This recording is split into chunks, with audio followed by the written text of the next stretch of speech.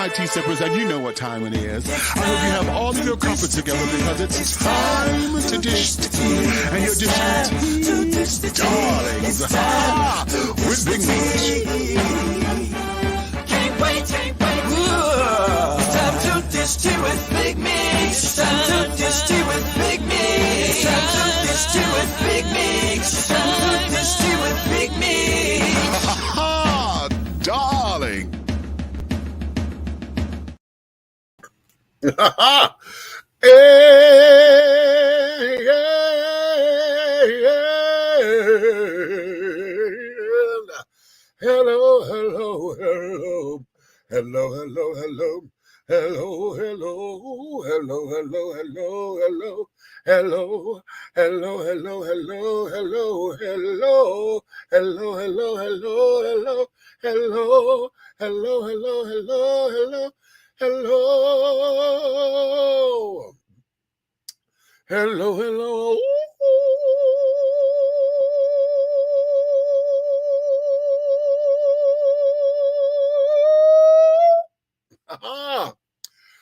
What's going on? Okay, I'm sitting here. I'm doing my eyes like that, y'all, because hell, I got to blink and carrying on because I'm like, oh, okay, what's going on with my vision? What's up, tea sippers, crumpet dunkers, tea brewers, pot stirrers, honey, tea leaf readers, tea baggers, and my tea biscuits. What's your tea? What's your tea? What's your tea, my darlings? It's another glorious day, and I hope you all have all of your crumpets together, my darling, because it's time to dish tea, honey, and you are dishing tea, darlings, with Big Meat, honey. What's your tea? Before we go any further, I did not put this up on my Facebook page today, but y'all know yesterday was March 22nd. That there happened to be my little big sister, honey, Miss Stephanie Mills' 67th birthday, right? Now, today happens to be her versus partner, Miss Shaka Khan. Today is Shaka Khan's birthday. Now, I don't know how old Shaka is. I think she's 70. She's either 69 or 70, one of the two. But today is Shaka Khan's birthday, honey. So we want to sit up there and say, Shaka Khan, Shaka Khan, Shaka Khan. Shaka Khan, baby. How? Okay. It is Shaka Khan's birthday, baby. Okay. So I just want to give a shout out to her today and carrying on, honey. I consider her to be like a sister, one of my big sisters. Oh, Shaka. Okay. And yeah, so what is going on in you guys' world today, my darling? It's one of those days. Are you guys familiar with Toastmasters? Well, I had a meeting today. We have a local chapter here in College Park, and I'm looking to get into this whole thing with Toastmasters so that I can perfect my speaking abilities. Okay, I want to upgrade my speaking presence and those things. I want to elevate my speaking voice and my way of communicating with folks professionally. Now, I think I do a pretty good job with it. However, I'm always one for improvement. I always love to improve myself. And I know being on the campaign trail, running for mayor, I know that because of my relatability, a lot of my talk, and y'all know I have no problem cussing. Okay, that's not a problem for me. However, I do want to get into a more professional, elevated, and upgraded speaking style to where I can cuss you out without saying cuss words, okay? And I used to be able to do that very well, but I gotten away from that. And in the minutia of being in my surroundings and being around other people and carrying on, I have allowed myself to be a little bit more relaxed in my conversation. And so I know I'm relatable and things, but I want to be able to take the conversation up, to come up with other euphemisms and other kind of adjectives or whatever. When I say I want to unpack an adjective, okay, I do want to unpack an adjective or two or three, honey, and throw in a couple of adverbs up in there, honey, because everybody's always on pronouns, right? So you want pronouns. So now we want some adverbs and adjectives to carry on to go along with those pronouns, right? So that there is that. So I had a very interesting meeting today. Um, so we have to it is $120 a year for membership, right? And then there's a one-time $20 fee that's like for dues. So we're just gonna call that $140, okay, for the year. And then in the interim, now this is what I have to research on them because they were telling me about whatever direction that you want to go into. They have you different platforms or whatever, to where when you get into it, they show you how to do certain speeches and this, that, and the other, to where it takes you and gets you into this place. So now there are different levels of course to it. And I want to see where this takes me. But I learned something today that I never knew existed, and that there is the National Speakers Association. Now, there's a guy there. His name was Andre Michaels, and wonderful speaking voice, honey, and God. But he's also into internet radio and stuff as well. So he's coming out of that. He's retired from that and wants to, get into the whole speaking of things. And he was explaining to me about the NSA, Georgia, and how what they do is they teach you about the business of being a speaker, what it is to do a keynote, how to go about, the steps it is to make money. How do you make money off of it? Toastmasters is more so, from what I'm gathering, they teach you how to speak, how to be confident, how to get out there and be comfortable with being in front of an audience, being able to reduce a lot of what they call the crutch words, the uhs and the ums and knows and those kinds of things. Okay. Even that, the okay thing. I know I'm good with that one. So they teach you how to go about doing better with elevating the conversation and being confident in it. One of the things about speaking is that oftentimes we are afraid of the pause, because now this here is an acting tip, what we call the dramatic pause, the DP, that there is used so that everything can breathe. You need to take a beat, just to set the tone, let it breathe. You change your tone, and perhaps you're coming in with a different vocal affectation, giving some color, some flavor, allow the folks to really sink their teeth into it. And then you come back and pause.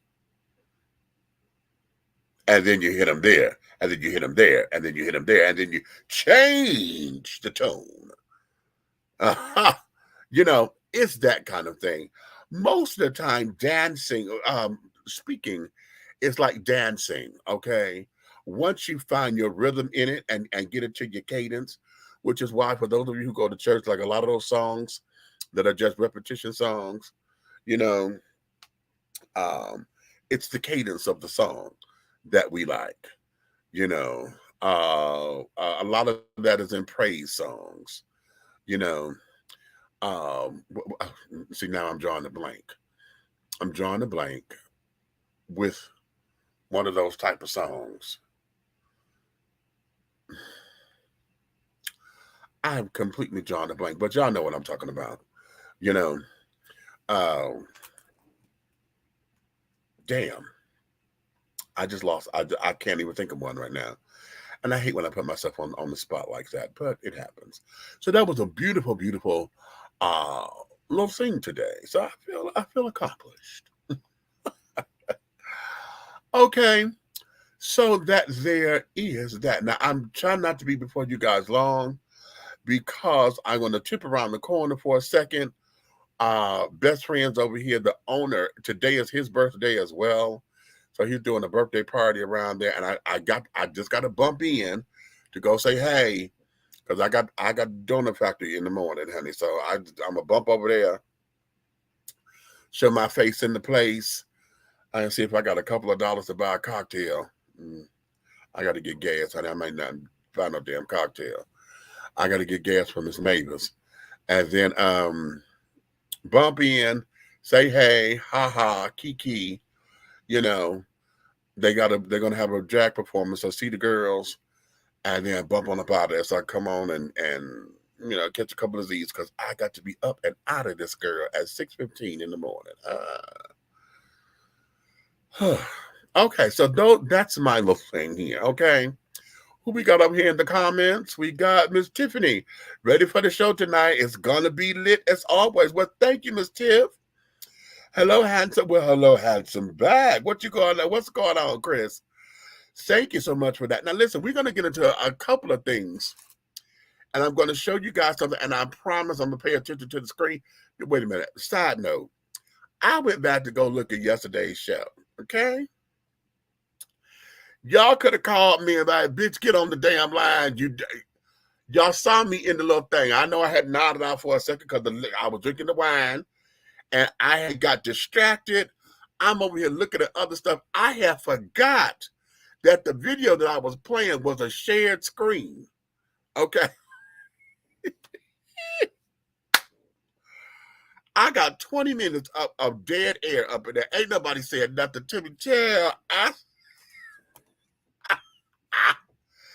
And then I come back in like nothing happened, right? Oh, but I kept saying, I said, oh, I feel like a damn fool, right? Because I didn't know how much time had left. Baby, I went to go look at that thing. 20 whole minutes had went by, child. 20. Oh, okay. I can't do that no more. I can't do that. That was disrespectful, and I apologize. And I apologize. So what we're going to do, luckily, this particular video that I'm about to show, we was able to upload it into the system, okay? So, I titled today's show, What is White People Ish? Okay, well, I did the ish for the title's sake. But we know we're talking about white people shit. So today, one of our listeners, honey, this is her daughter's little short documentary, okay? And she sent it to me. She wanted me to say, to give her a critique on it, what I think about it. But as I watched it, I said, no, we're gonna listen. I got the coffee, the pinky finger up, honey. I know my pinky's still acting crazy. But looking at the video, it brought up a whole conversation that we're gonna have today. So once y'all watch this, we're gonna come back and we're gonna unpack a few things about white people shit. Okay. And the other question that I have is, wait a minute, how did I form the question? What is the most misunderstood concept about Black culture? Okay, so white people shit, and what is mostly misunderstood about Black culture? Okay, and we're gonna unpack a little bit of that because we're not gonna solve the problem, today. And this is not going to be one of those episodes where we're trying to solve a problem, but we do want to come up with some kind of answers, resolutions, solutions, plural, because there's more than one. There are more than one that we can possibly, incorporate into our daily existence. Okay. But we're also going to break down a few things. So what I'm going to do is I'm going to play this now.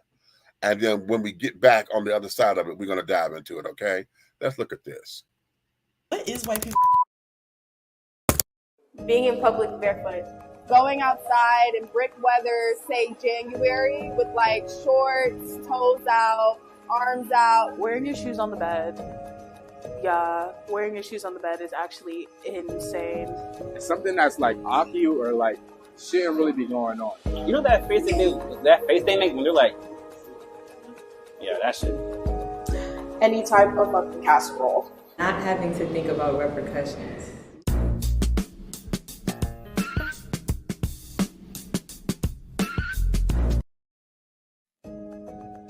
What does it mean to be whitewashed? Whitewashing is a term used to describe minorities who have seemingly assimilated with white culture. Based on a quick Google search, however, whitewashing is a lime and water solution for painting or to conceal unpleasant facts about someone or something. But for this short doc, we will be discussing it in terms of slang within the Black community. As a Black individual, have you ever described anyone or been described as whitewashed for liking, in quotations, white people shit? I'm sure you can think of many examples in media of individuals that fit this stereotype. To further delve into these terms, I've consulted fellow Howard students about their personal opinion. My question is, what is white people shit and how do you define whitewashing? I think white people shit is not having to think about repercussions. Just going into a situation and just being like, yeah, I don't really have to think that far ahead about what could happen next. So I'm just going to go for it. So white people activity could be like just being more reckless or being more carefree of society.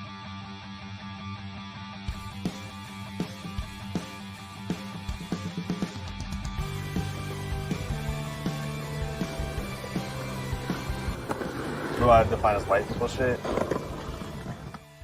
When you see someone do something that like kind of acknowledges their, I guess, lack of social oppression. I just know white people to be, not connected with, certain social norms because they frankly don't have to deal with them. Or white people shit is like something like overtly crazy, like, I don't know, putting mustard on ice cream. Because you probably see that shit on TikTok. Do you consider your sport to be white people shit? No. Pertaining to skateboarding, not really, because skateboarding is more of like a lifestyle. If you want to live a certain lifestyle, then you might skateboard. But like other activities I do, like for sure, I went to a PWI in high school and I wanted to be with Black people, so I just like do the Black people activities. I just go to the open gym, play basketball. I wasn't really that good, but I got to hang out with Black people and crack jokes with them, so it was really fun. If I want to hang out with a bunch of white people, I might, get a pickleball racket. Not saying if you're Black you can't do that, but still. I define white people activity as stuff that you just never would catch a person of color doing, like just because of the way that we were brought up, like raised and stuff, like we were taught different morals and things like that. I'm going to get real philosophical here. You know what I'm saying? This is theory. Stay with me. You know what I'm saying? Stay with me. I believe white activity is honestly like what I categorize like the white mind, because the Black mind thinks differently from the white mind. I think just because they've like grown up with the slave mindset, they think that everything is just, accessible for them. I don't know. Like they just think like everything is accessible. I definitely believe that like white people shit is a thing, because like I grew up white and I grew up with like a white family and everything. So I was always kind of surrounded by it.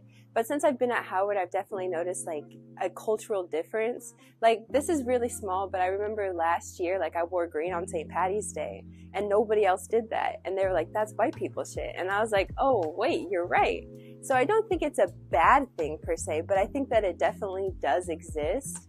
And I think that it exists in like small ways and different just like traditions, I guess you could say, like that. I feel like it's definitely a thing in media too. How would you define white people activity? That's tough. A carefree aspect of it, just like, oh, I can take and choose anything I want from over here and mesh it into my own.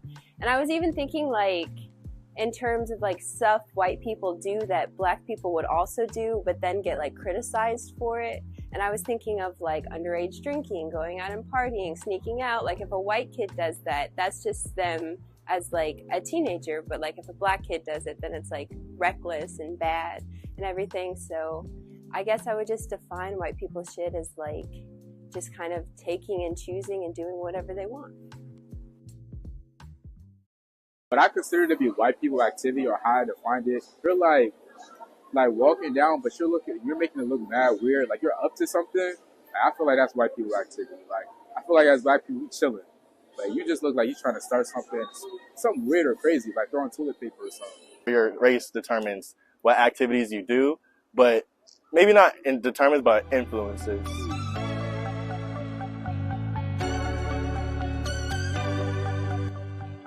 Hi, my name is Sade Henderson. I am a junior history major, women, gender, sexuality studies minor from Fredericksburg, Virginia. So the demographics of Fredericksburg City and Spotsylvania County, it is majority white.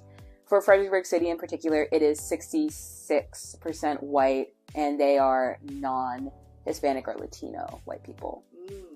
I feel like, especially my time being at Howard, I've learned that there are many definitions of being black. There are many ways to be black, and subscribing to the ideal that just because you are outside of the normative black experience for whatever reason is you being whitewashed is counterproductive to unity between black people. I have definitely been called whitewashed a lot of times, and not even necessarily at Howard. It was more so before I came to Howard from other black people and honestly white people that I was around in my hometown, and especially in the schools that I went to. But it's just very difficult when you're in these predominantly white spaces and you're the only black kid. You don't see black people in these spaces on TV, and when you do, it comes with some sort of message of overcoming racism. Do you agree that white people have different behaviors? I think because of the system that America and a majority of the world operates on, whiteness is the norm. And so there are certain behaviors that white people are able to participate in where you may not bat an eye to it if it's a white person participating in it. White people saying the N-word, for example, in my hometown, people would make a fuss, but they would not make as big of a fuss, if that makes sense, because of their proximity to blackness and being around black people.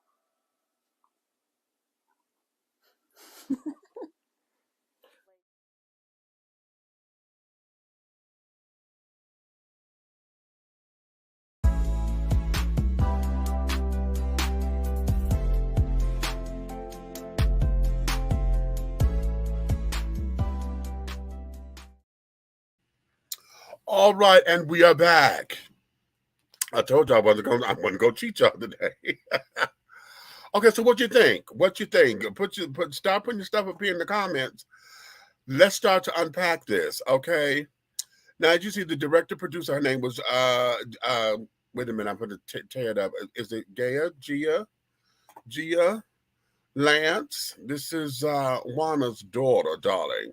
Juana, I hope you're watching tonight, honey. Tell the baby, honey, yes, she did an excellent job with this. And I like to see that she stayed within her age bracket. You know, these are kids, you know, talking and things and giving their perspective on this, right? So let's unpack it, because we're talking about white people shit. Is there such a thing as white people shit? Let's start there. Is there such a thing as white people shit? Is there such a thing as black people shit? Okay. What say you? Okay.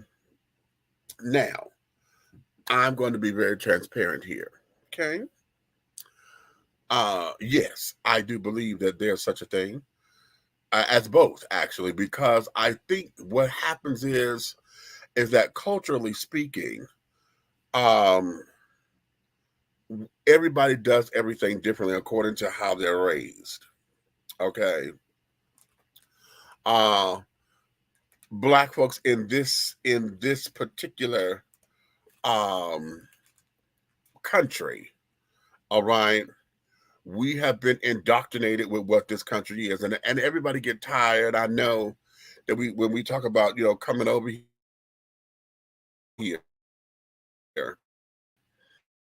the systemic racism that this country is built upon, you know, but blacks in this country we just have to do things differently because of what is been indoctrinated within the system. So we have what we call white people shit because either because of economics, social geographical areas or whatever. And then two, we just have not been privy to that kind of stuff because it was considered to be a social economic thing. A lot of stuff that's considered to be white people shit, is usually the kind of stuff that either requires a coin or they do it because it's the thing to do, like going to the country club, for instance. Now, yes, I know there are blacks who attend these particular things, but we're talking about as a whole.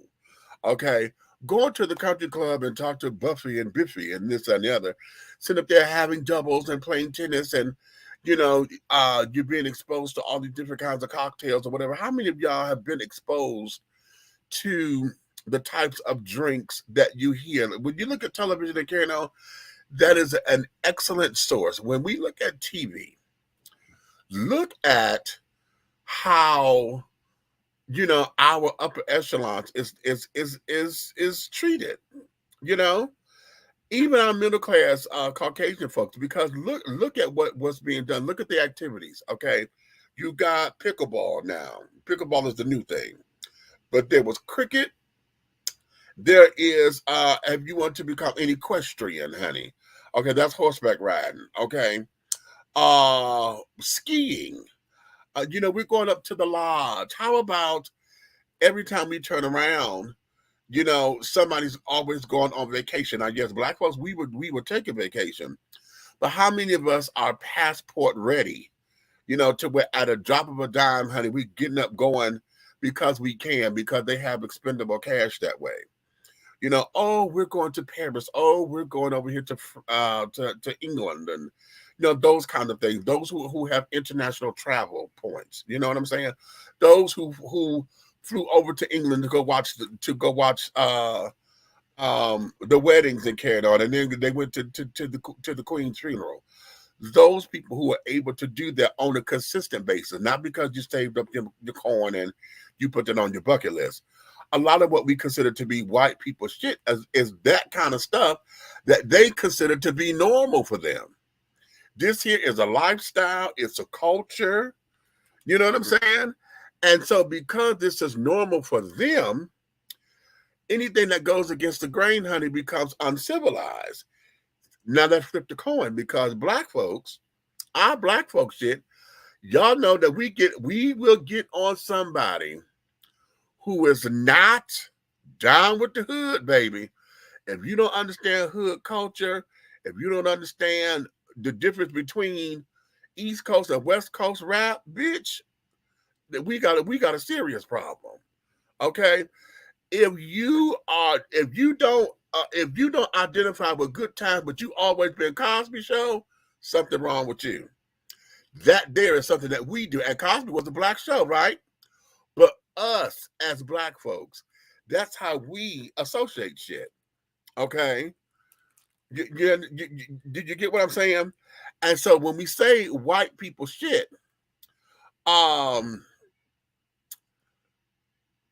like I said, I truly understand it, because there's some shit that white folks do primarily that is just a cultural thing.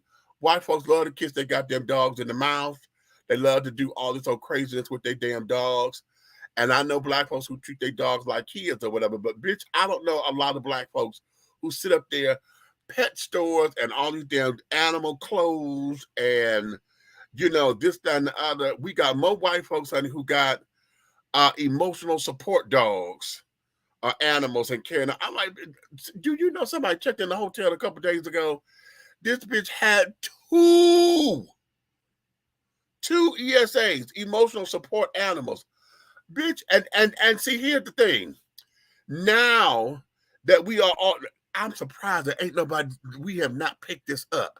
And I need to do some research department. I need y'all, because we need to look at this as I'm gonna call it an epidemic, because now we got folks who, if you have an emotional support animal, whether it's a dog, cat, or whatever, these bitches be trying to get on the plane, on this, that, and the other, checking in the hotels, And because it is a ESA, okay, then you're not supposed to pay, the full fees or whatever.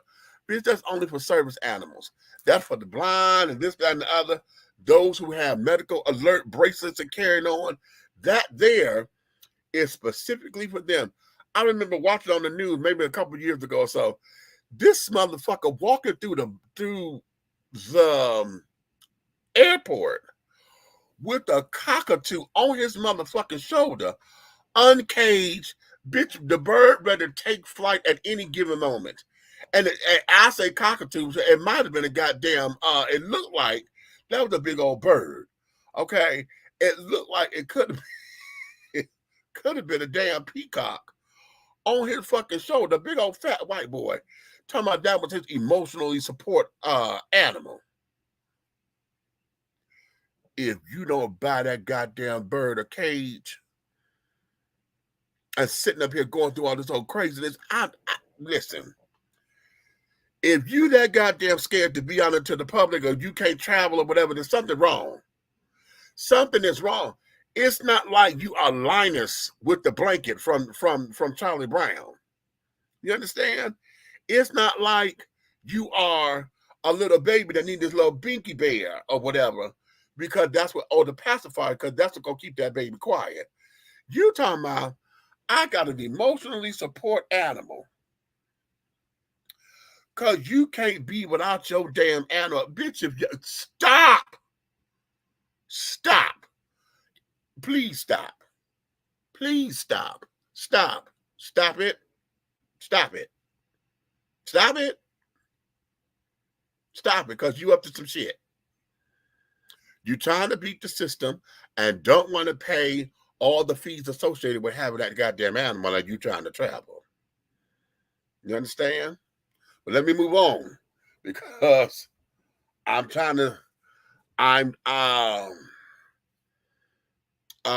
this is about, trying to understand white people shit. Okay? I don't get how, as a culture, we do this all the time. You see comedians talk about it. We see it on TV all the time. We know there are certain things that a child is not going to say to a black parent. But we see all the time that our ivory counterparts, honey, they let their kids cuss at them. Why? What the fuck is wrong? We don't let Bart Simpson, remember the Simpsons are carrying on, which we don't hear about a lot anymore. But when it was in the thing, and that little cartoon got little kids going on talking about eat my shorts and this, that, and the other, and just being rude and cantankerous and disrespectful, and wasn't getting popped in the mouth.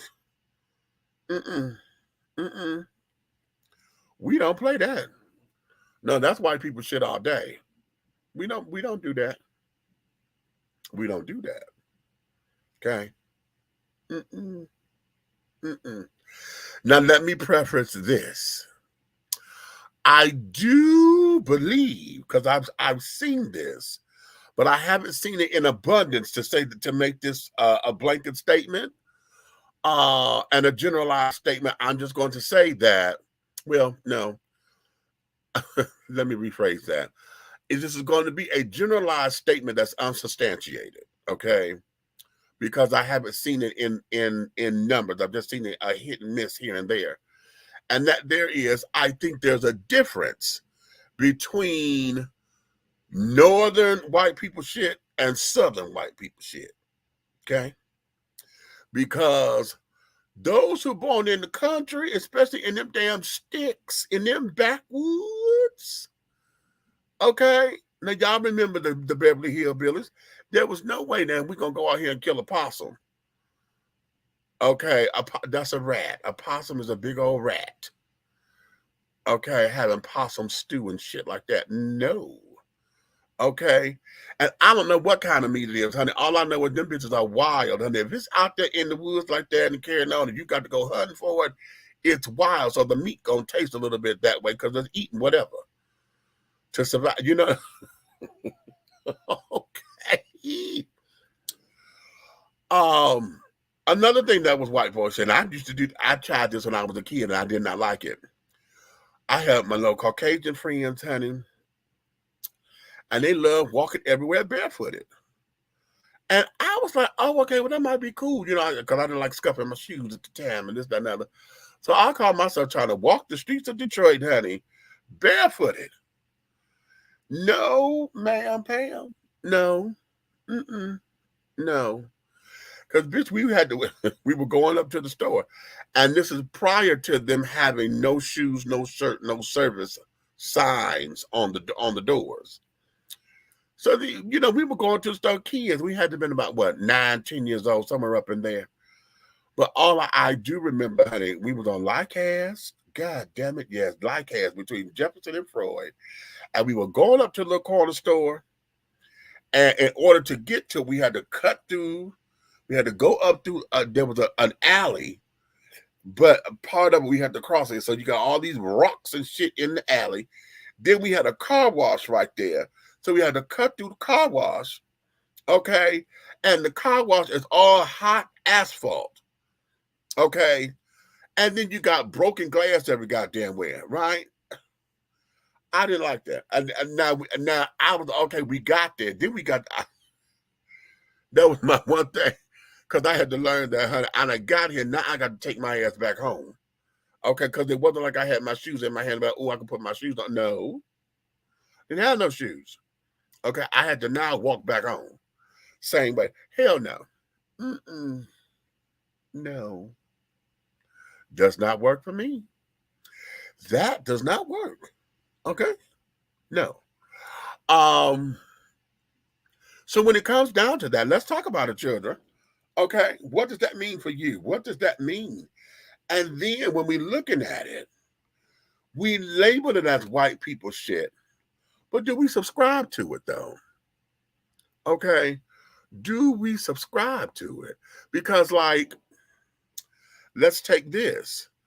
How many of y'all remember, y'all know I love referencing television programs, but y'all remember good times when Michael came home with the test, he was doing the little test thing, and they were talking about cup is to saucer as tablecloth is to table, right? Or whatever, however the thing is. And they were saying that the black folks were getting it wrong because it said cup is to table, because most of us don't have saucers. Okay, I'm making reference about my pinky finger because it don't be in right now and carrying on, right? So it's but remember, y'all remember the facts of life when Joe was teasing Blair, when I drink when I'm drinking my coffee on my tea, do I keep my pinky up or do I keep it down? Because now it was all about sophistication. See, a lot of what we consider to be white people shit too is what we consider to have been class and sophistication. Okay, because we have allowed society to say that this here is what being sophisticated and being educated and being civilized and, you know, this, that, and the other. A lot of that is what that meant for us, you know, coming from the inner cities and all of that. Okay. So when we talk about it in those particular regards, what is it that we mean? So that's why I go back to the question, exactly what is white people shit? Okay. Let me go to the comments because y'all talking. Okay. Yeah, I love that. I love it. Okay. Groove say some of this bullshit is the reason why I'm thrilled I'm not normal. Shit. Oh, this is a hot topic. You brave tonight. Oh, well, thank you, Tim. I appreciate that. Wait. No, she said, well, I would never understand people who have problem with black and black was born here. And you welcome foreigners with open arms and hire them. And and you hire them and shit. Now, Groove. Now that's a whole nother thing. We're gonna get on that. Yeah, I don't know if I'm gonna come to that tonight, but we're gonna get on that. People of other countries shouldn't be running black businesses. Black people should be running black businesses. Ooh. Okay, I totally agree. Okay. I'll put a pin on that one. What are you sipping on tonight, Meech? I had red wine blend. Oh, really? No, I'm just doing water right now, baby, because I'm trying to. I got Donut Factory duties in the morning, and I got to tip around the corner to this little birthday party, just to go to the little bar, honey, go in and out because he ain't charging nothing to get in tonight. So I'm just gonna say, hey, show my face, go give him a hug, give his husband a hug, give her a high five, and ha ha ha. You know what's going on? Kiki. You know, talk shit for about 20 minutes, and I got to hit it out because I tell them, hey, I got to go to work. Okay.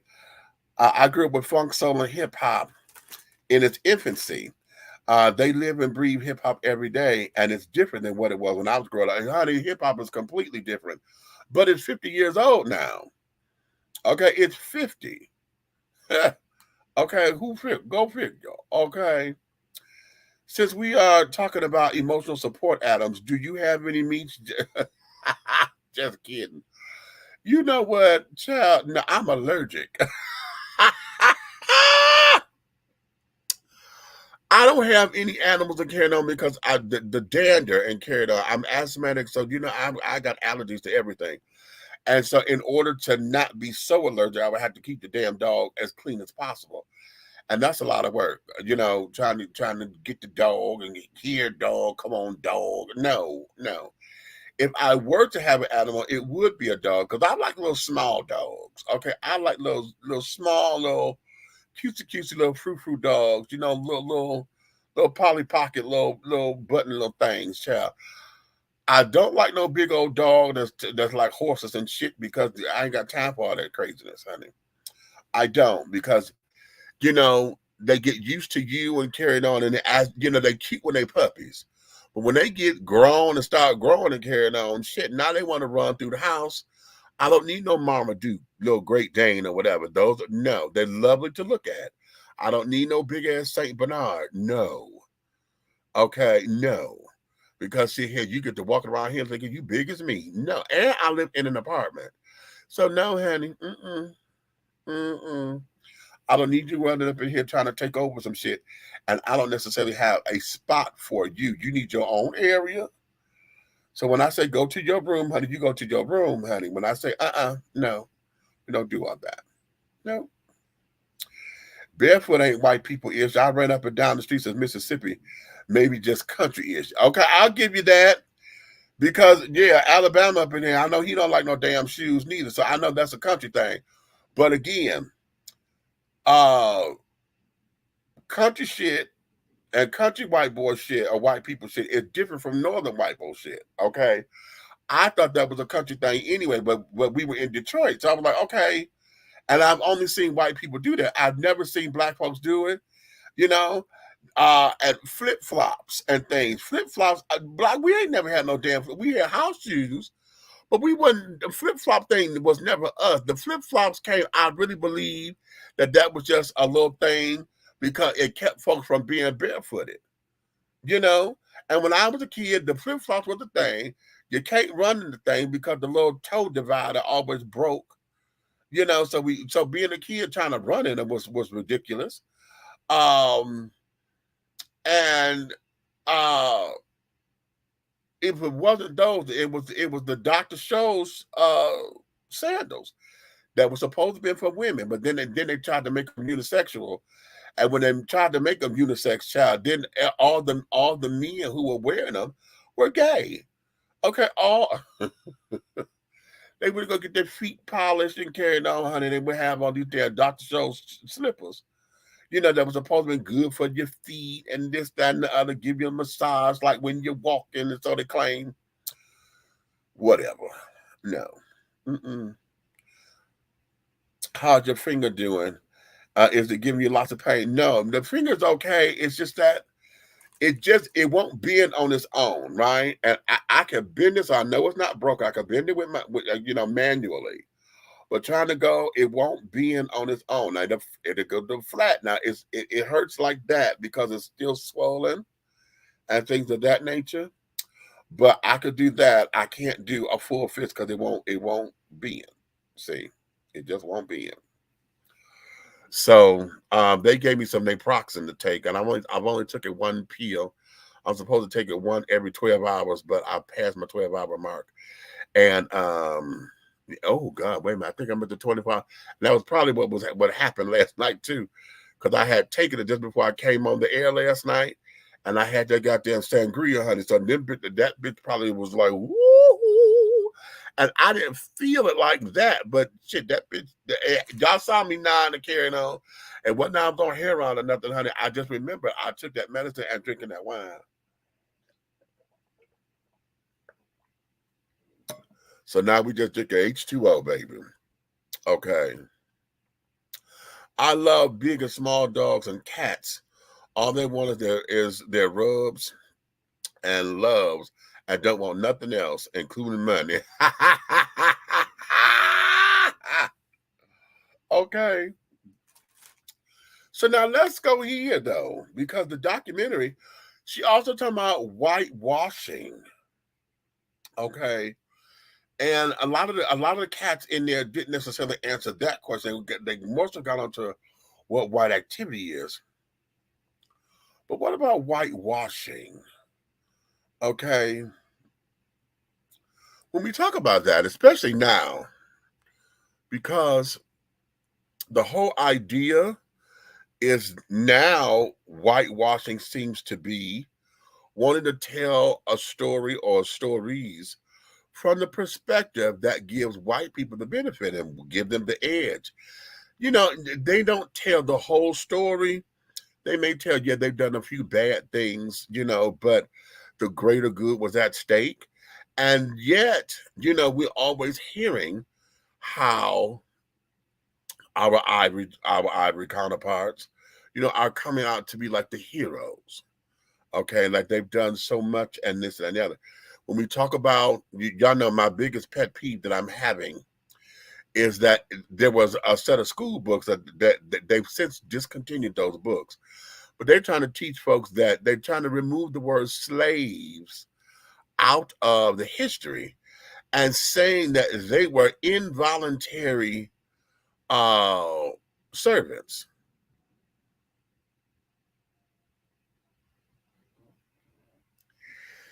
Involuntary servants. No, wait a minute. Involuntary immigrant servants. I knew I was missing a word. Involuntary immigrant servants. Bitch. Y'all trying to make that sound so cute and so passive and trying to remove all the heinousness and carrying on from it so that it's easy to palate. You know how we would say someone has passed rather than saying she dead? Okay, why? Because it's easier to handle. Oh, honey, we going to the homegoing service. Okay, versus are we going to a funeral? Okay. Putting euphemisms in place, trying to soften the blow, does not change the history.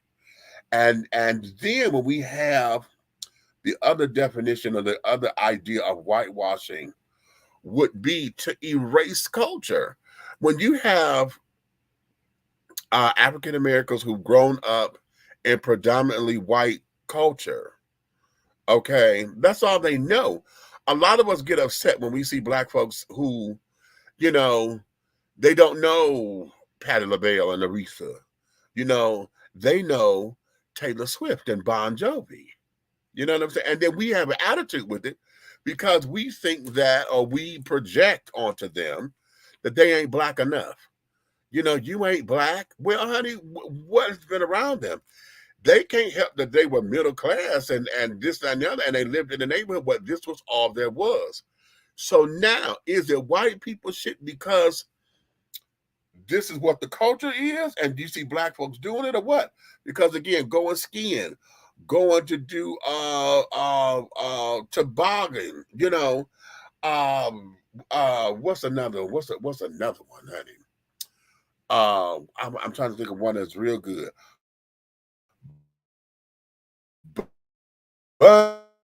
Okay. That's why folks shit all day. And any Black folks who sit up there do that crazy ass shit, honey. No, you're looking to do something to for that adrenaline. You know what I'm saying? Listen, even how about this? Let me go here. I'm gonna break this down like this. How about the difference between smoking from a bong versus rolling up a joint? Or now, well, the kids like to do uh what's the thing? Uh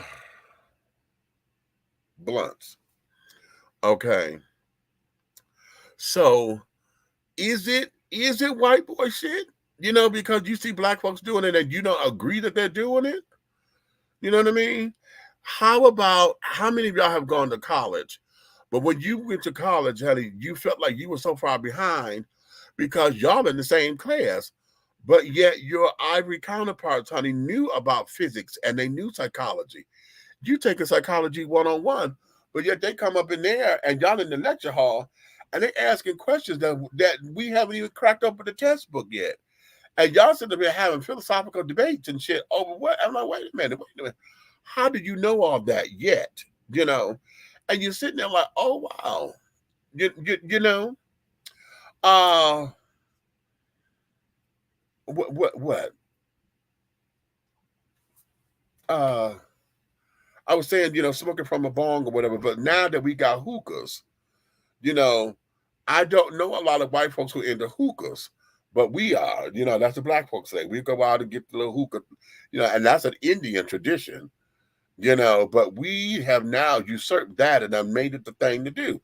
And they want to charge so much fucking money for that shit, but that's a whole other thing. Okay. So you want a hookah, but you know, Billy Bob and them over here, honey, they smoking their trees from a bong. Okay.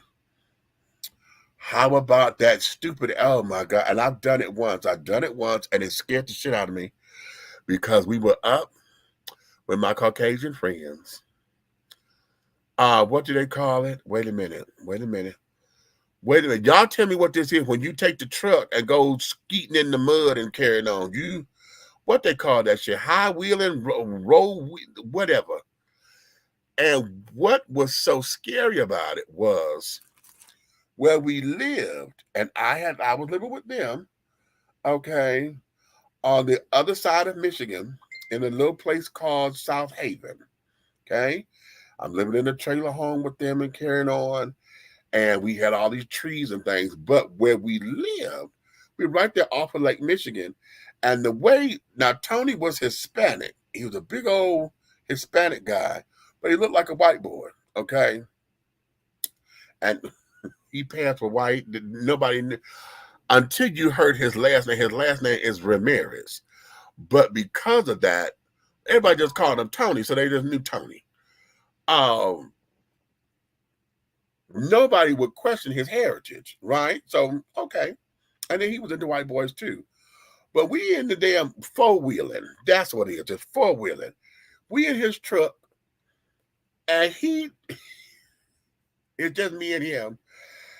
It was fun and exhilarating at points, but I was like, child, we got too close to the goddamn edge because we on the cliff.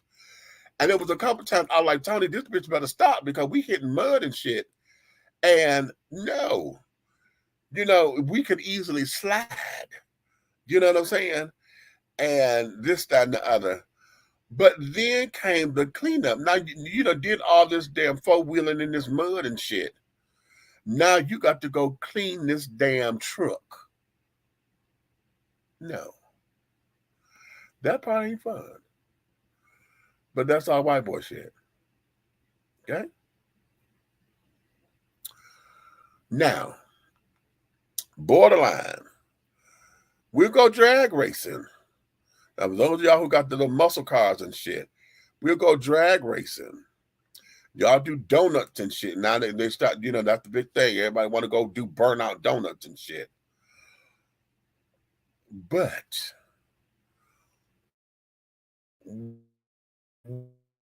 white to see who gonna turn off first and this, that, and the other. Okay. Or who ain't gonna turn off. And y'all going at 80, 100 miles an hour for y'all to sit up there and see who gonna collide and who ain't. Y'all basically on this and playing Russian roulette with your car. Because you trying to show you ain't soft and you ain't no punk. Okay? Miss me with all that. Okay. So yeah. So when we talk about that, what is it? What is it? When we talk about whitewashing, though, and want to, for Black folks, a lot of times they want to remove you from your culture. They want you to come up, and the whole idea of elevating means that you turn your back on what you know to be your culture. Okay, which is why a lot of times, no, I ain't forgot where I came from. How many of y'all have been here? Okay, especially if y'all come from the projects. You start off in the projects, you got a good job. Uh I'm coming to that. You got a good job, then you moved, right? Then you started making more money, so then you move again. Now you done bought a house. I know in Detroit, we always say anytime folks moved across 8 Mile, you were trying to get away from Black folks. Okay. But now going into Southfield, that's one of our suburbs. To say you live in Southfield don't mean shit now because Black folks that took over Southfield. But if you out in Novi or Clinton Township or Bloomfield Hills, Garden City, if you out on the real outskirts and shit, then that means that, honey, you are out in the boonies and you didn't want to be around Black folks. Okay.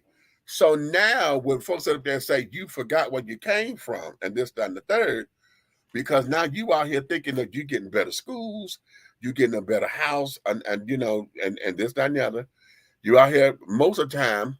Well, not now. We're not fighting to say we're in neighborhoods and stuff anymore, but we used to. But every now and again, that may still come up, but folks may not want you in the neighborhood.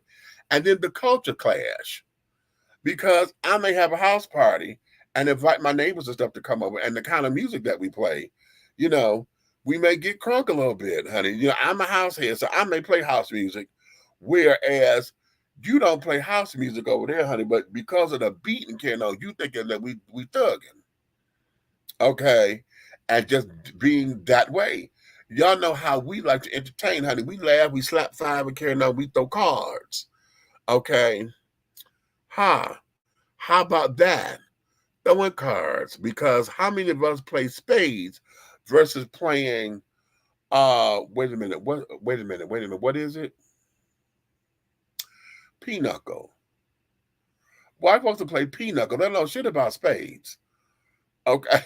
Hey, they'll play bridge. We'll play tonk. You understand? You see, those are cultural things. But when you are around it and carrying on, it's like a business. Bring out the cards, get some cards, just play some pinochle. And you're like, and from what I'm understanding, I've never played it, but I've seen it played or whatever. And it's almost the same. It's a variation of spades, okay? And all that kind of jazz. Like bridge is like playing tonk, okay? It's a little different, but you get it. But is that cultural or is that white people shit? You understand? So that's what a lot of that, breaks down into some stuff. Wanda, you missed the video. We sit up here talking about your daughter's video. I played the video for everybody. So that's why we're talking about white people shit. Okay. Let me go back up here. Wait a minute. I'm trying to see where I left off.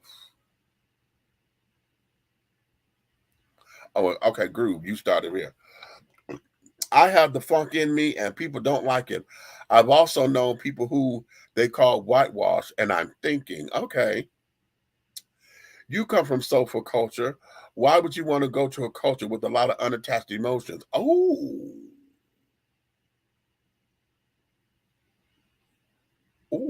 that's good. A lot of white people are detached. Damn, Groove. That's what some of the folks were saying in the video. The young kids are like, a lot of white folks shit. That's what the one person said. Like they just have they could just go because they're not connected with the struggle. And oh, that's okay. Do you think that this racist stuff hits more in the southern states these days or countrywide? Honey, right now it's countrywide.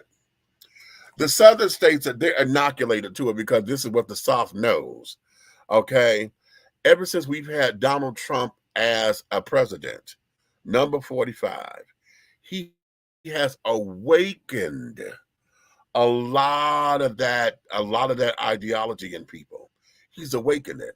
Now, it would become debatable for folks to say he's a racist himself and this, that, and the other. All of that becomes debatable. I would say this. He speaks their language very well. Okay? You may not be a racist, but you know you are very fluent, okay, in racist language and in racist bullshit. Okay? Because he knows what to say to get his base riled. He's a one-hit wonder. He's a one-hit wonder, but he hits, he knows how to hit at whatever audience. Okay. And those one hits that he does come together, and that's how he gets his numbers. So a lot of this is now countrywide because there's no way that he got 70 million people, honey, from the South alone. You understand? That voted for him and carrying on. 70 million. Who's still trying to send him money and fund his campaign and all this old craziness to put him on this ballot for this November. Okay? No, this is complete countrywide. It's just that I believe that here in the southern states, we got more folks who are ready to put their Klan uniforms back on. And I don't even think they need the hood to carry on. But I showed y'all a few weeks ago that the Nazi children were marching in Memphis, broad daylight, with the swastika flag. So, honey, no, it's countrywide. It is completely countrywide, honey. Oh yes, indeed. I knew Patty Aretha, the SOS Band, Evelyn Champagne King, and everything else, as well as MTV and whatever, and people thought I was strange. Okay. Meech, how do you feel about taking away the Uncle Ben's logos and other logos, but still have Colonel Sanders and Quaker Oats logos? Now that's listen. My whole thing is this: they have become institutions. Okay, I'm going to say something very unpopular, but shocker, right?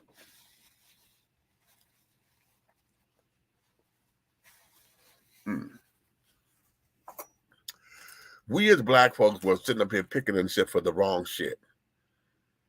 Us sitting up there worried about a goddamn Aunt Jemima, a fucking cartoon character on a box of pancake mix that all of us knew as Aunt Jemima pancakes.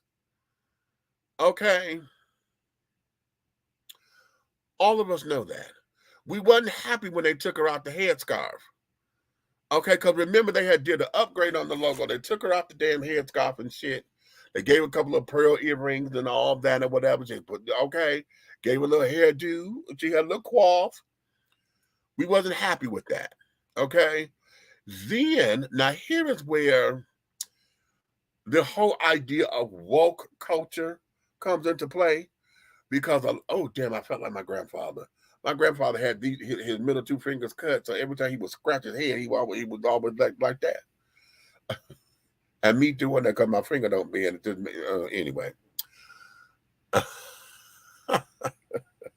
Wow. But we were fighting for the wrong things. Okay.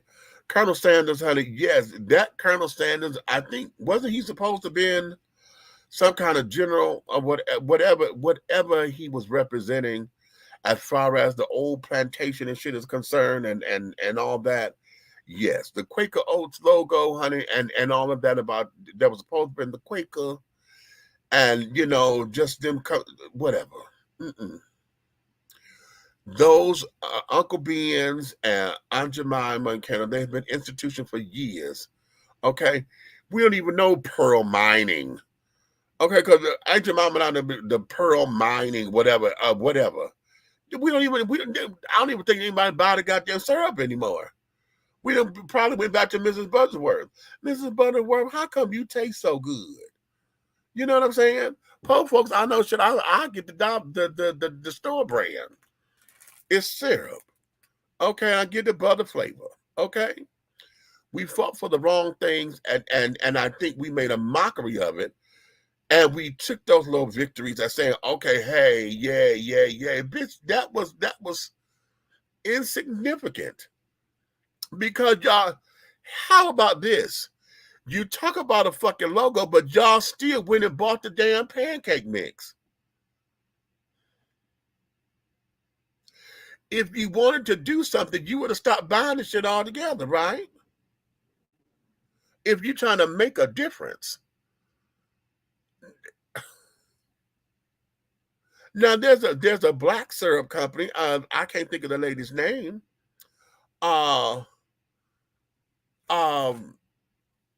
I can't think of her name. But when they stopped with the trying to ban the Aunt Jemima, her syrup finally got the pickup. Right now, she's been doing okay, but her sales like jumped like 1,000% or whatever the case is. I haven't tried it because I'm trying to find it. It's supposed to be in the Kroger stores or whatever. But I haven't tried her syrup as of yet or whatever. But the point is, I think we have concentrated. Listen, and I'm gonna say this because I disagree with this shit wholeheartedly. I understand the fight for it, but it's dumb to me. Here in Georgia, we got Stone Mountain. Okay.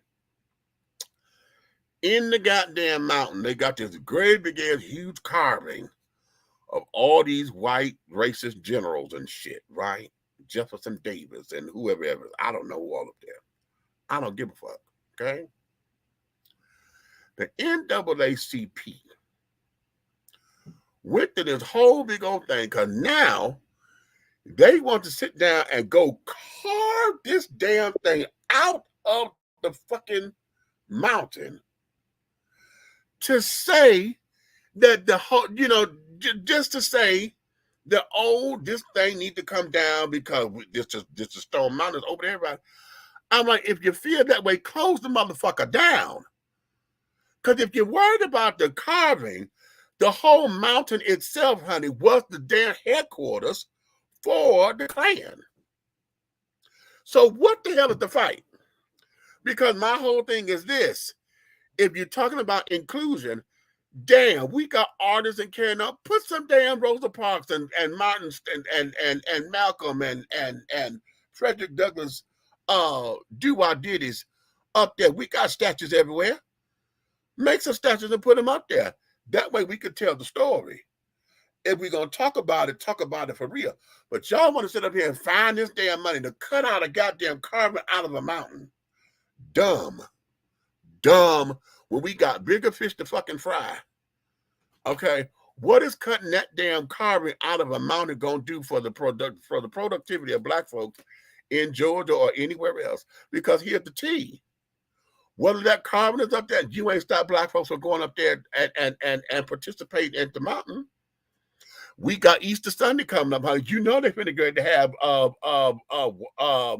sunrise service. Everybody who believe in Jesus finna go up there. That includes black folks. So what is the child? I think we got our priorities. I understand the sentiment. Now, don't get me wrong. I understand it. And I'm not saying that the thought behind it is wrong. But our priorities, child, we got bigger fish to fry than worried about some damn shit that's been up there forever. When they were taking down when they were taking the statues down, flipping the statues over and this, that, and other. You can't destroy the history, baby. Yes, they put those statues up there. Yes, we got schools named after these old racist motherfuckers. Where are we? Where are the counter schools? If you're worried about that, make sure, how come you're not fighting for the curriculum to teach why it was named after him? Or have it questioned. Y'all sitting there fighting, fuck it. Here? Dumb. Now that's just me. That's me. You ready to come on up in here? All right, look who done joined us, children. Uh-huh. What's up? Go tell it on the mountain. How y'all doing? What's Look, going on? Oh, you done got freshly said, oh, yeah, you got church duties in the morning. Yeah. look. Let me tell y'all how it go. You know the history of blackface. Uh-huh. Okay, yeah. Don't Okay. take it down. Paint their faces. Okay. Not when I'm drinking. Give them Sambo lips. Okay. And say we hung and just you just change the banner and say, yeah, we hung out here, but now we own it. Okay. Literally hung out there. But yeah, Right, you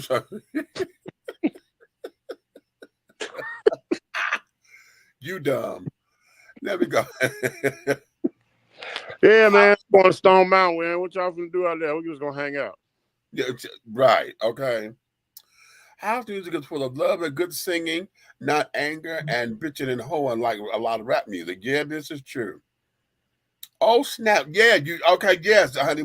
Yeah, you know, I wish your daughter was there so she could sit up there and listen in on this. Hey, Phoebe Clinton, how are you, my darling? Welcome. African people have been in America officially 404 years, 7 months, and 4 days. When have racism not existed? Okay, okay. Yes, sir. Okay, right. Okay. How about tithing to these churches that's supposed to be God's money and you're broke at the end of the day and you still defend the pastor and shit? Okay. I understand that. I hear you, Stone Pueblo. Mountain is the largest shrine to white supremacy in America. It's the largest shrine because why wouldn't it be if that was the meeting place? Of course it is. It used to be the meeting place funded by the Daughters of the Confederate or whatever the hell that is. Of course it is. But Okay, now, I challenge 1,000,000 black men of America to congregate at the top of Stone Mountain with black sheets and black hoodies. oh, you talking about the Israelite children of the that's the Israelite they're coming with black and purple. Yeah, that's them. I challenge the new Million Man March. If you all could just hit us up in social media when they get to 250,000, we will coordinate it and meet you at the top of the mountain. Okay. My whole thing is this. That wasn't no joke. I get it. No, I didn't laugh at that. My whole So, thing is this because again, I think the priority have been placed in the wrong area. We're still trying to fight about black economics and carrying on, and you talking about a fucking mountain with a carving that you want to raise money or somehow get the state or whatever to pay, but yet we bitching and moaning that the state won't give us money for loans and building and this that. We got the wrong fight. well, We got the wrong fight. I'm let me tell you something.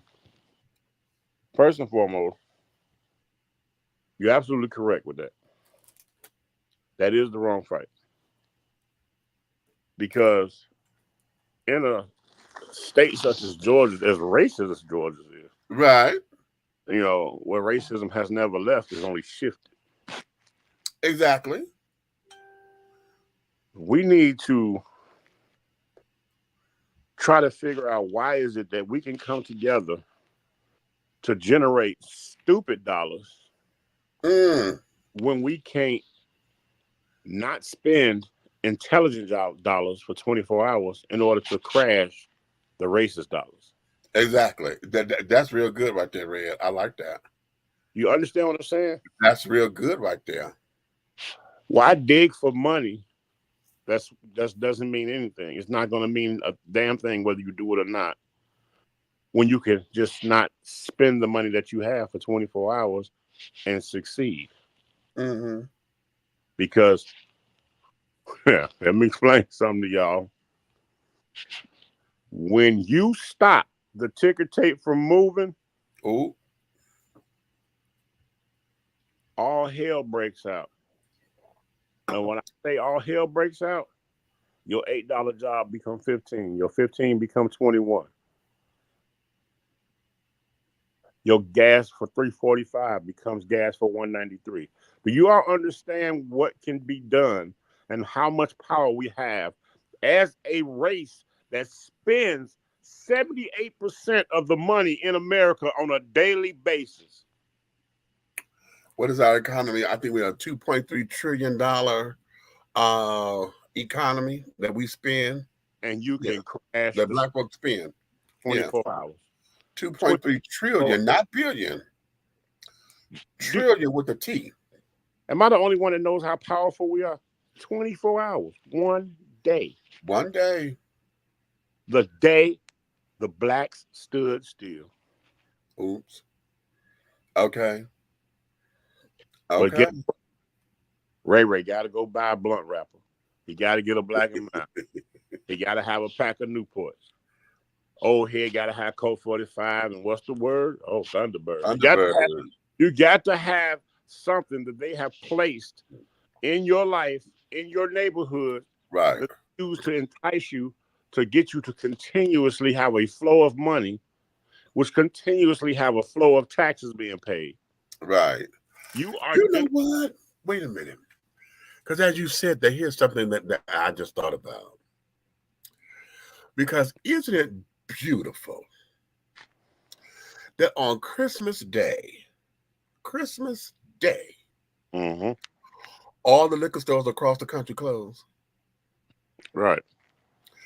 Every liquor store across the entire country closes. Right. That is the one day that we don't sell liquor. Now I have a question for you. How many lines of symbology is that? Because one of them could be religious.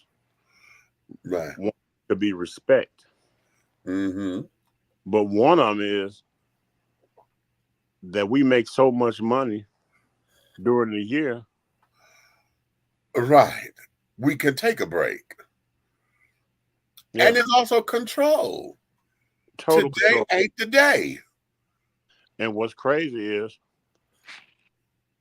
I'm going to put it to the streets. Christmas Day is the drought of the trap because the next rocks double. Right. Okay. There's no sale on December 26th at the liquor store. Bam.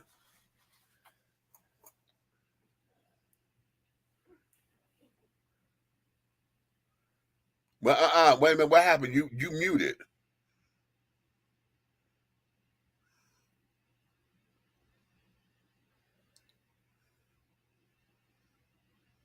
I don't hear. No, your mouth just moving. That's all.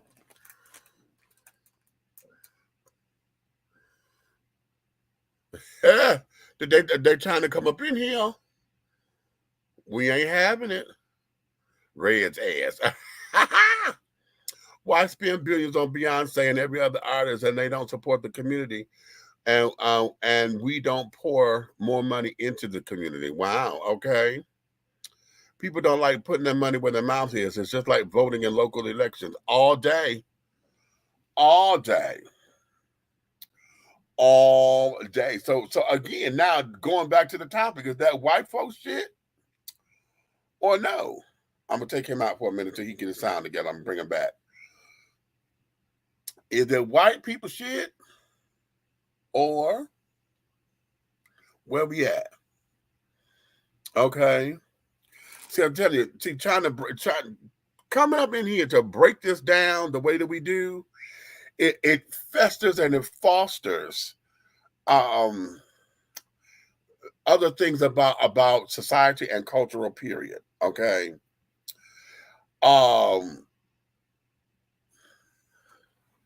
Because again, I want to go back to someone in the video was saying how the one girl, she said, I'm my break this, and she wanted to get philosophical. And she was talking about the white mindset. You know, their mindset is this, and this.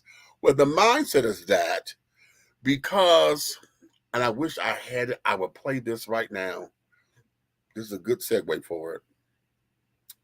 There's a woman on TikTok. Is it TikTok? Wherever it is. And she's saying that with white folks, yes, they may have had this, that, and the other, and a hard life. You know, they had to struggle and this, that, and the other. But one thing about their struggle that makes it completely different from everybody else is that white people never had to worry about their skin color being a reason why they could not achieve or get ahead. Hold on, you ready? Okay. You know what? That was a good. What you just said right there. Yeah. It speaks volumes in our community. Yes. It speaks so many volumes because guess what? They have always been the young Caucasian fellow, the little white boy down the street. You know what I'm saying? They always been the white gentleman that works for such and such. Right. Or that's the white family down the block. But with us, it's been the little nappy head nigga, the big ass nigga down there. Right. You know what I'm saying? Right. You know, big goofy nigga over there. You know, the black ass family down the street. With them badass kids. Ass kids. The nappy ass head little boy. Right. The lady with the little pickaninny daughter. Right. Right. So today, every description of us as a race, as we have never grown, we've only conformed and shifted and adjusted to negativity and have accepted it. We've accepted it as normal. Right. Right. There's normalcy sharing a planet, breathing the same air as somebody else, being looked at different. Exactly. Let me add this because I'm gonna shift this just a second because I want to go here because again, we talking about what is white people shit, and I Juana's daughter did a little documentary. It's an 8-minute documentary. I think it's a school project, and I played it in the beginning. And here's a question because again, how many of y'all bought the Finger Hut silverware before? I know y'all got all the pieces with your initial on it, honey. You know, you had the little initial thing. But how many of y'all got the pieces, the extra pieces that you didn't know what the fuck it was?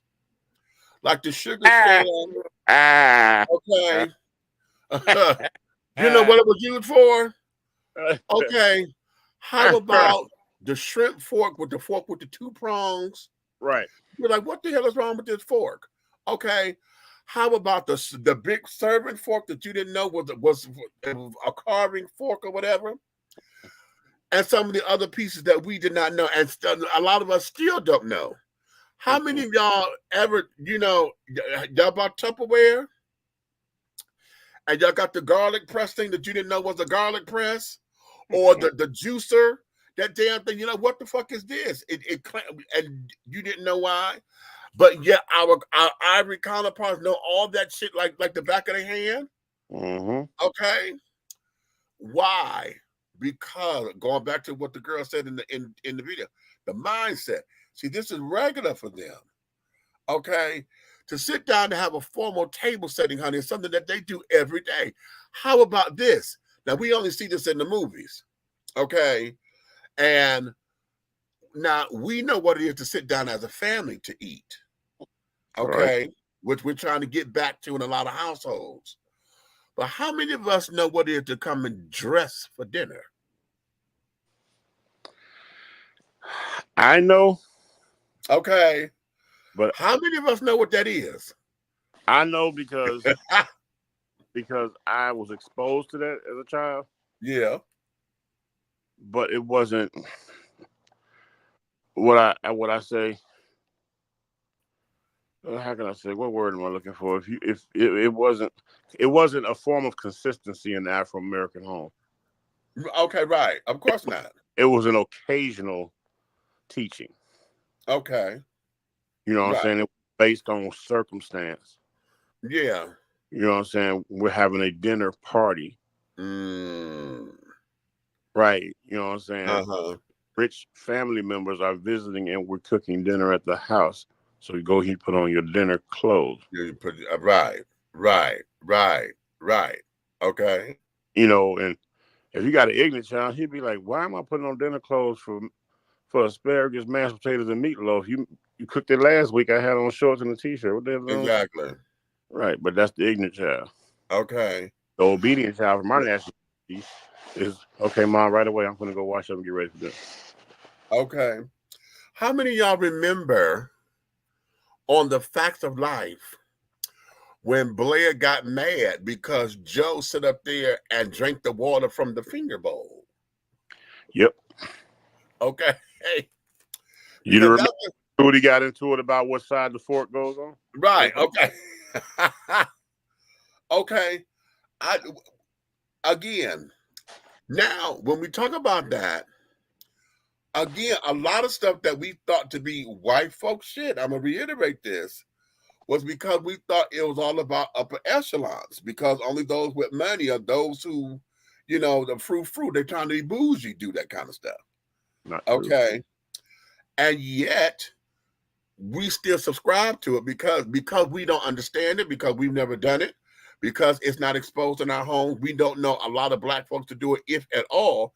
We see it as white folks shit, and then we scatter from it. We don't learn nothing about it unless we go to etiquette class. And here's where that is. Here we go. Why is it that now I got to learn etiquette to be considered to be amongst the frou-frou? Why is it I pay a tuition earn etiquette when it was taught to you in your normacy? It was normal for you to know whether dessert fork, the salad fork, the dinner fork, the dessert spoon, the shrimp fork. You knew exactly where to lay that at. Not the dessert spoon, honey. The teaspoon, honey. That's the stir your tea, honey. The soup spoon, honey. Yeah, all of that. Again. But see, people culinary artists and having a degree in that field, I had no choice. Yes, I know etiquette. Yes, I can set a table like anybody with $1 billion in the bank. I can, you know what I'm saying? But why do I have to say I can set a table like anybody with $1 billion in the bank when Ray that work in McDonald's and his wife work in McDonald's? Why they can't set the table at home? Because there's too many damn dishes. Who finna get clean up all that shit? You ain't using them. Again. Okay. You ain't again, probably sell more pre-packed utensils in the hood than they do anywhere else. Okay. Right. Culture of white people shit. Exactly. That's the question. Because a lot of what we deem to be white people shit is all about culture. And because a lot of it has a lot of racial divide and racial undertones to it, a lot of it is also classism. Because here, catch the tea. Again, like I said, northern white people shit and southern white people shit is completely different, because the northerners always thought that the southerners were uncivilized. You know, you can't have Jethro come to your table. Y'all seen the commercial? Please pass the all fruit. Could you please pass the jelly? And the bitch done. Oh, okay.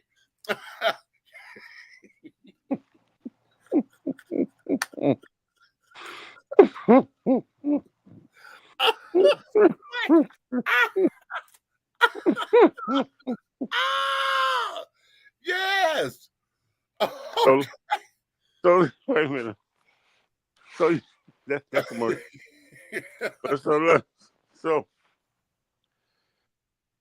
Old money is a teacup on the saucer. Right. New money is a teacup on the table. Boom. See, these are things that you don't grow up to recognize in our homes. Right. What's second nature to us is first nature to them. Exactly. Exactly. We still don't know coasters. Now, we grew up no understanding coasters, but coasters are not a staple in our house. But coasters was a demand and a punishment or argument. In there, it falls under autonomy. It's an automatic. It's automatic. Exactly. Yeah. I still got my book. Yeah. Exactly. It's I like the autonomy to them. Us, it was a problem. Okay, and then, for us again, I like how you say an argument, because should I go over somebody else's house? You don't put that on my damn wood table like that. Use a coaster.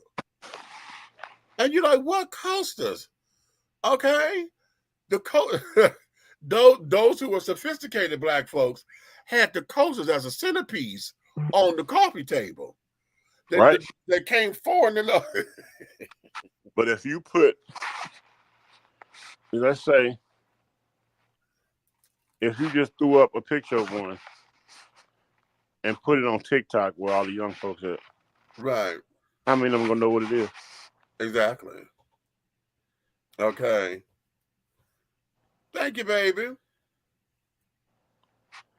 Yeah, we did too. Sometimes.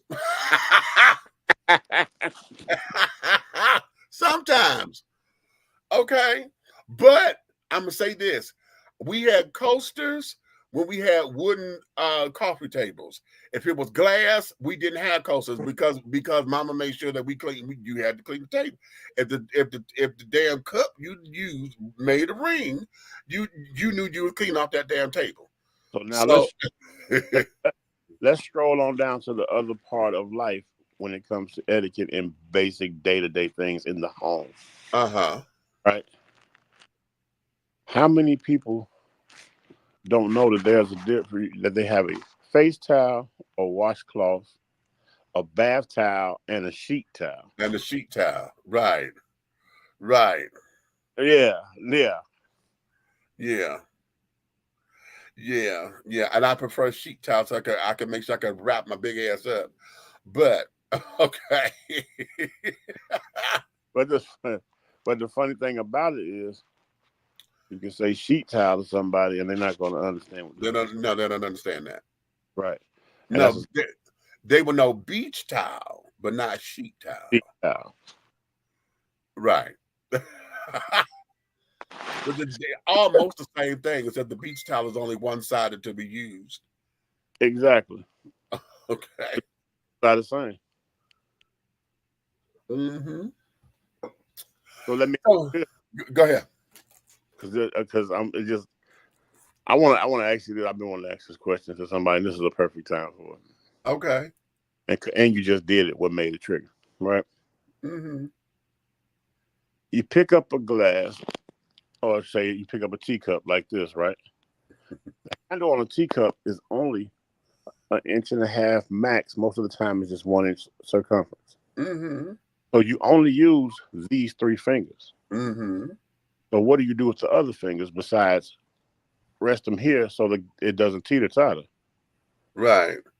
Which what that entails, it becomes a habit. You just drank out of a water cup and threw your pinky right up in the air as if you was balancing a teacup. So again, is that part of etiquette, being used to a certain class of sipping a beverage? Mm-hmm. At a demasculation thing. Oh, now that okay. Oh, you went there. Oh, let's go. Let's go. You understand what let's I'm saying? Go. Oh, let's go. Okay. Oh, let's go. That's real good. Right. Now, let me preference this. Go ahead. Because my finger don't bend still. Right. I can't make a fist. So but that's the reason for the finger today. However, I am one when I drink from a teacup. Yeah, my finger does go up. Okay, I do have my pinky up. And how many sitcom pre-coms or comedy drama comedies, right? Have you seen where it's a gentleman in a social setting, and he's sitting there, and the women are watching him, and he's drinking or something, and when he drink, he turn up and he go like this, and they say, "Oh, right, right, right, and he might be right." straight, Oh, might that's be real straight, good. he might be straight as he come. Who deemed that to be demasculated? Who deems anything? You know what? Okay, wait a minute. You trying to make my brain explode because you know this is my topic. You know this topic. Because know this topic. because these things overlap each other. That's the same as picking up a knife and fork. You don't learn the etiquette of holding it as if it's two As if hands, it's a dagger, right? but if you pick it up and put your finger on the back of the knife like this and the back of the fork, and you cross thread your meat, you get the perfect clean cut. Again, is that a demasculation because you're being eloquent with the way that you're cutting it? Right. Or is it that you get the proper cut? Right. Exactly. Because that's what the fork was for. You're supposed to cut in between. But yeah, right. In the back of the fork, this is everybody don't know. The reason the fork is shaped in a hump at the end of the stem is for you to press this finger on. Okay. Yeah. Wake up. Big Red taught you something today, and I didn't tell you. Yeah. So remember, the hump on the back of the fork is a finger rest for you to put the exact amount of pressure that you need to hold the meat. To hold the fork, right. You don't have to while you cut. Yeah. You can just run your cut delicately because you have full control over the fork. Of the fork, right. Right. The pressure that you put on the knife is based on you going up and down with the other hand on the back line of the knife. Right. Knife and it's pointed. If you ever pay attention to even how thin the knife is, it gets slightly wider to the base. Yeah, to the base, right? Because for the support of the finger, right? Yeah. Yeah. Okay, that's the first one's free, people.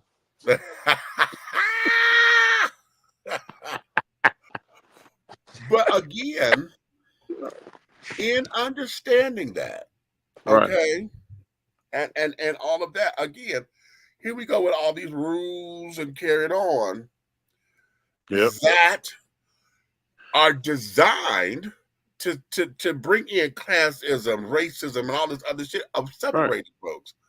Because, all right, for those who don't know that this is the weight of the fork and blah blah blah. Hell, now getting in environments and carrying on, I mean, shit, we'll sit down and just talk it. But now I got to worry for those who think about it, which is why dinner becomes so aggressively annoying. We always hear on TV and carrying on, I don't know which fork to use. They don't know you work it in, right? Yeah. Right. Work it in. But at the same time, I can master that part. But if I got somebody who's an etiquette professional, yeah, you know, sitting down there scrutinizing how I cut my meat, you know, just so they could say the aha, you know, you ain't real bullshit. You know, that there becomes a lot of pressure, a lot of trauma, and then you coming up in here with some bullshit, pretty much. You coming up in here with bullshit because you didn't want to fuck with me to begin with, but now you're going to these basic points. Again, when we talk about what is white people shit, this is how systemic racism and all the little itty bitty minute little things play into it. That's a good connection. That's a segue to what I was trying to make about the knife and fork, because I was taught at an early age on how to cut my meat, because as a young lad, my mom used to take me to 5-star suit and tie restaurant when it was just, you know, her and I.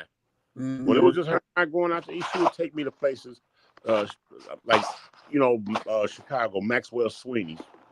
Okay? Yeah. I don't care who you are, child to grown up. Ain't no plate under $60. Right. But Maxwell Sweeney's was a low-lit black millionaire mostly. You saw a bunch of That's like Joe Muir's time. That's Joe Muir's on the Rooster Tail in Detroit, yeah. And you saw You saw a lot of snow-haired white millionaires in there with the Brooks Brothers on, and that's what the type of crowd it was. You feel what I'm saying? So, right, you're right. and it's exactly, and when my regulars and we went to the Sizzler. Mm-hmm. Okay, I'm out with my friends. They savage in the steak. Right. I'm cutting, and all my pieces of meat are perfectly diagonally cut and perfect bite size. And I'm like, and somebody goes, "Look at this nigga. That's mighty white of you." Right. Right. All because of how I cut my meat. Because of how you cut it, and that's the flip side of that coin. Because we're so I focus on white people looking at us, but black folks do the same thing to say that. Oh damn, that's okay. You acting bougie. Yeah. You know. Yeah. Yeah. The hell did you do? I know. I've said this to somebody before because it threw me off, and it kind of made me mad because I know he was doing it to and I think it was my child doing it to pull a stunt. I think we were at some place, you know, I think it was a soul food restaurant or something, and this bitch had a drumstick. And you know, took your knife and fork and started cutting that goddamn chicken off the damn drum. Bitch, what is you doing? I want to get my hands dirty, darling. It's chicken. Okay.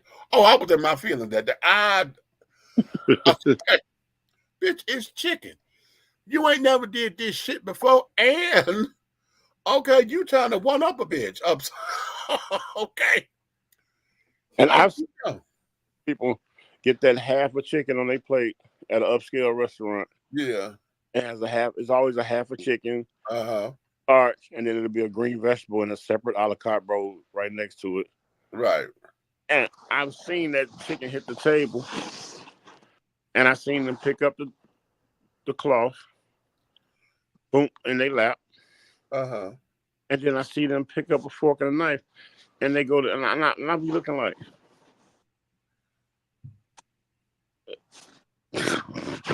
right. Okay. Like, okay.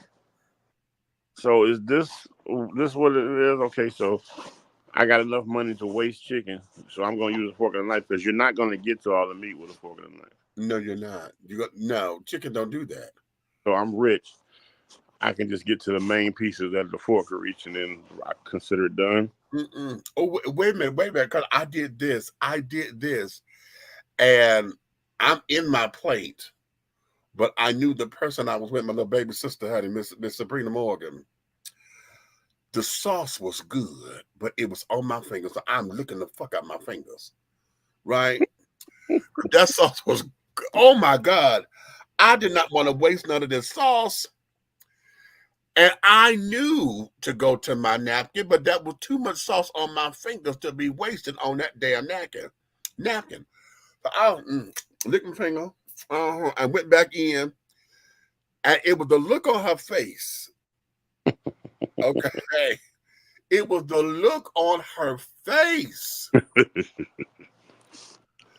that said everything. And I looked at her, I said, I need to use my napkin. She said, yeah, just use your napkin for that. But I knew it.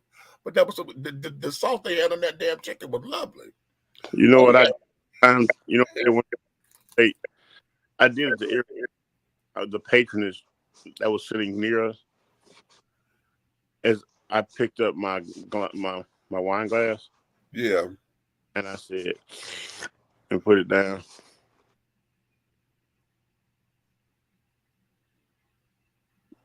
And every time I picked it up, you slurped. Yeah. And I was in a restaurant where it was this much plate and this much gourmet meal. Of course. Could not eat in there without a jacket.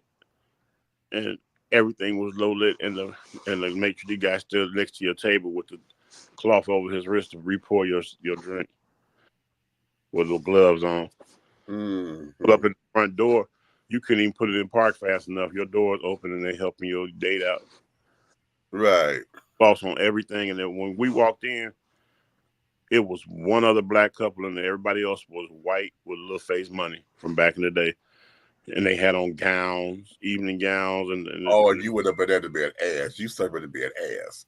No, actually, I wanted her to experience that level of class because not only have I been in dining like that before, even though it was in France, like that before, but I wanted her to experience what I've done. You know, so I've worked those type of things where I was the servant and cook. You know, I was a sous chef for one, but then I turned around and I went, and when I got to the French Riviera, and I took myself to dinner one night. At a one-seater table with a low candlelight, and the service was great, except for when you order something, when it hits your plate, you see these things in these magazines, and you be looking like, who the hell gonna eat that little bite of food? But that little bite of salmon with the sauce and the hollandaise on it, it's like $50. $50, yeah. The portion size is up, But we grow up in a society where a full plate, slap everything piled up on a plate. Right. It's a meal. But let me tell y'all something. Education number 2 this evening. One morsel bite of a $50 plate of salmon that has hollandaise sauce or some type of sauce just drizzled on the plate, and it's top, and it may have some cherry tomatoes and some type of sauce mixed in it, laying on top of it. One little cut and bite of that. The flavor, the marinade, and the level of the piece of meat it's on there, that bite is $50 by itself. And you got 7 more bites. Right. It takes that to figure out why they dressed in place the way they do. And then too, it's all about understanding how to cook, and you're paying for the expertise of folks and really knowing what they're doing in that quality. It's the quality. It's not the quantity. It's below. But again, I think that now this is culturally speaking. And again, separating the North from the South, because Southern white children, honey, are into portions like that too, because they cook big and all that. Okay, but it's cultural for us to have. If I got an 18-inch plate, bitch, I better have 26 inches worth of food on it. And that's great. Okay, you know what I'm saying? Everything on here. When I go to carry my plate. Okay, if I'm at a buffet or whatever, but usually if it's a plated thing, if I put my plate down, honey, if I go touch it, my finger's supposed to touch the mashed potatoes. Okay, because I'm coming out to lick my fingers. In all honesty, that's not even. In all honesty, that's a learned behavior. But in the reality of it, it's not supposed to. Everything is supposed to be a half inch from the edge of the plate. And from the edge of the plate, exactly. That's why you have that inner. Yeah, everything. Look at the plate. You got the rim, but you wonder why that circle is around that got the inner set the way it's set. Because the rim is for you to hold the plate. Yeah, right. Thus, another lesson tonight teaching you where your hands go on the plate. Right. People, we need to take over this planet. Because if I remember all this knowledge from my collegiate courses, then guess what? It's 10 million more people just like me that remember the same stuff. Everybody need to take their crafts and black out this planet for one day.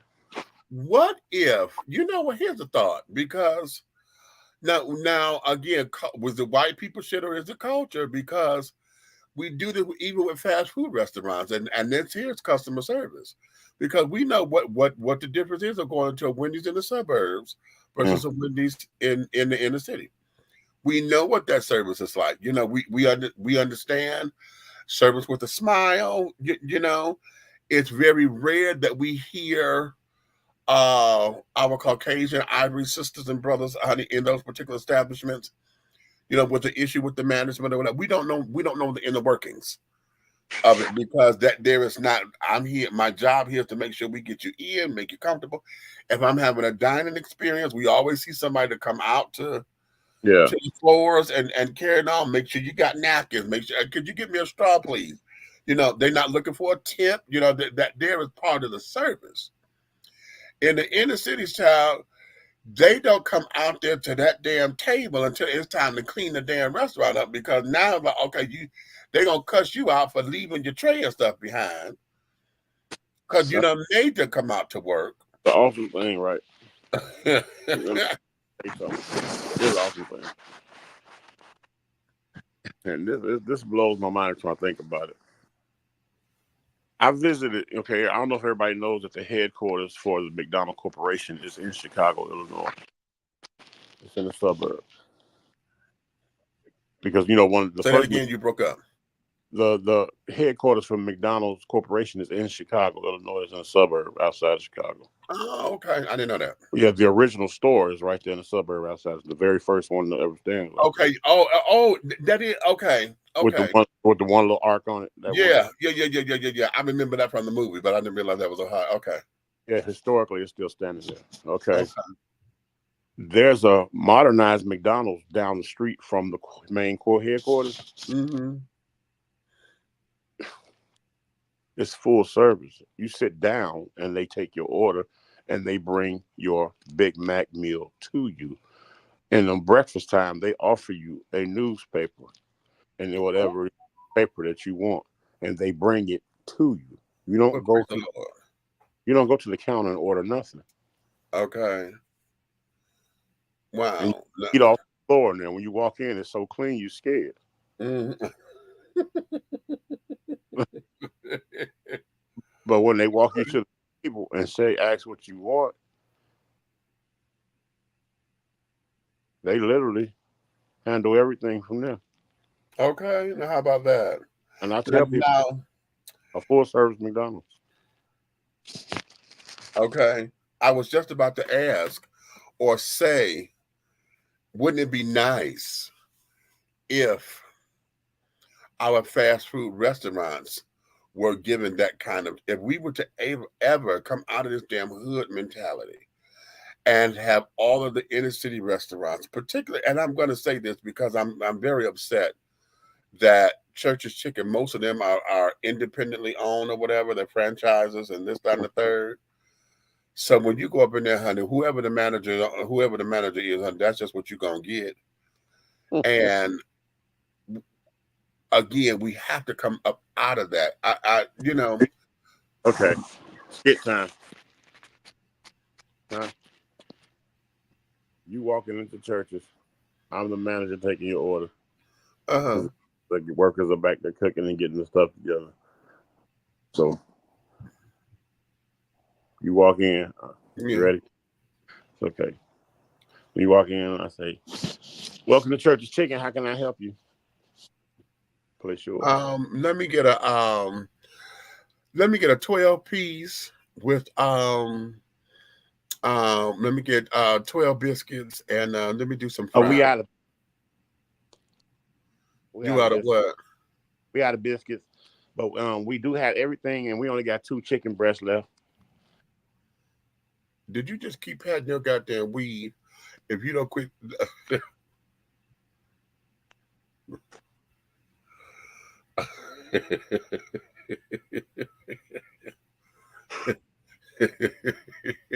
I'm gonna hit you because you know I can't stand that shit.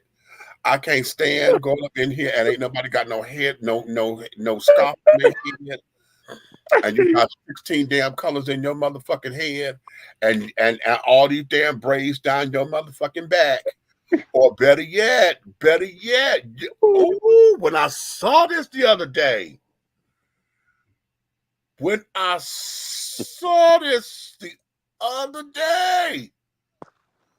I wanted to take my comb and comb that motherfucker's hair so badly, because you look like you just got up. You got up. You ain't washed your ass, ain't did nothing with your head, and I'm seeing lint balls in your motherfucking head, and you over here You was working drive through, and you sit up here trying to run, and you came to get some food off the line. Whoa. You. This was last week. Was it last week or maybe the week before? And I'm trying to remember where I was. We're mirroring weeks. We're mirroring weeks because I took my family to eat the other day, right? Yeah. And you gotta walk into this barbecue restaurant. You gotta place. I was okay. You gotta place your order when you first walk in. Yeah. You'll sit down and they'll bring it out to the table, right? So you place your order and pay for it. And so then we went to sit down. But before we sat down, to my right, it's two registers, but to my right it was another worker. And they were just leaning up against the wall right there, right? Just chilling right there, you know what I'm saying? But the white girl was the one that was taking the order. Mm-hmm. So, now this young lady was standing there, her head looking like Maxwell's first album on the first of.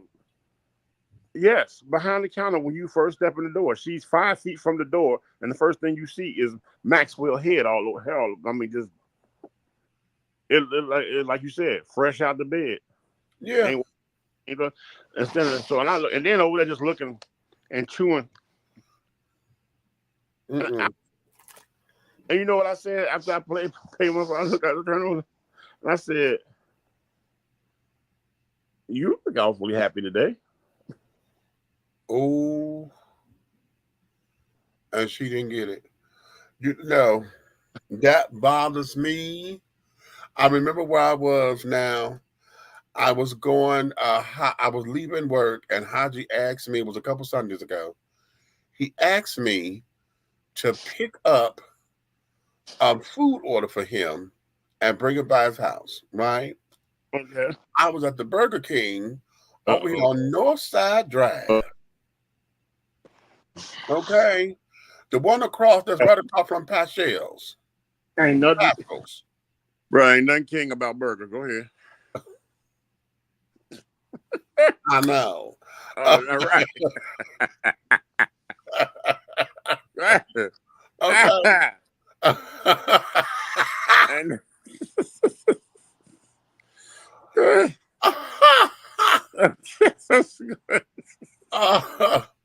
but I was at the one across from Pascal's restaurant. Okay. And that's the one with that guy he was working drive through. And I'm so glad that the girl behind the counter, that she came from the back to take my order, because I was a pickup. So he called it in like it was a DoorDash order, whatever. But he sat up there, and I'm telling you, when I looked at his head, the only thing I thought was you didn't even comb your mother. You couldn't have wear no water through it, because I'm seeing lint in your head. Yeah. And I'm trying to, where is it that we have allowed for this to become standard behavior for us, part of our culture and keeping it real? I understand natural hairstyles or whatever. I get it. I understand not wanting to chemicalize your hair. But natural does not mean don't comb that shit. Another thing, too. Oh, that's a Facebook quote. Wait a minute. I got to put that up on Facebook. Natural does not mean don't comb your head. Natural is not nappy. Right. But you got to remember this, too. You standing inside your place of employment, that's a fast food restaurant. You're a representative of the product they're serving. And you standing there rocking the Albert Einstein. But if you had the sense of Albert Einstein, you wouldn't be working at that establishment. So make it make sense. Okay. I'm curious. I'm just curious. Like, you walk in here, these people come in, they come into the establishment because they have an appetite for nourishment. And then when they come in, they see you and your head looking like sheep crap on Matted Mountain. You know what I'm saying? I'm just curious. You know what I'm start doing when I see that with the hair poking all over the place on top of the head like that? When I walk in. What? This the new thing. Because I referenced Maxwell, no pun intended, he's one of my favorite artists. Right. But that hairdo on that first album cover was atrocious. Right. So, but I'm gonna reference him every time I see him. So if I happen to be with you, just as me giving you fair warning, and we walk into a restaurant and somebody head looking like sheep shit on Madam Mountain, okay, you just may hear me just go. So, okay. So, because it'd be best for me to do that versus saying what I'm thinking. So.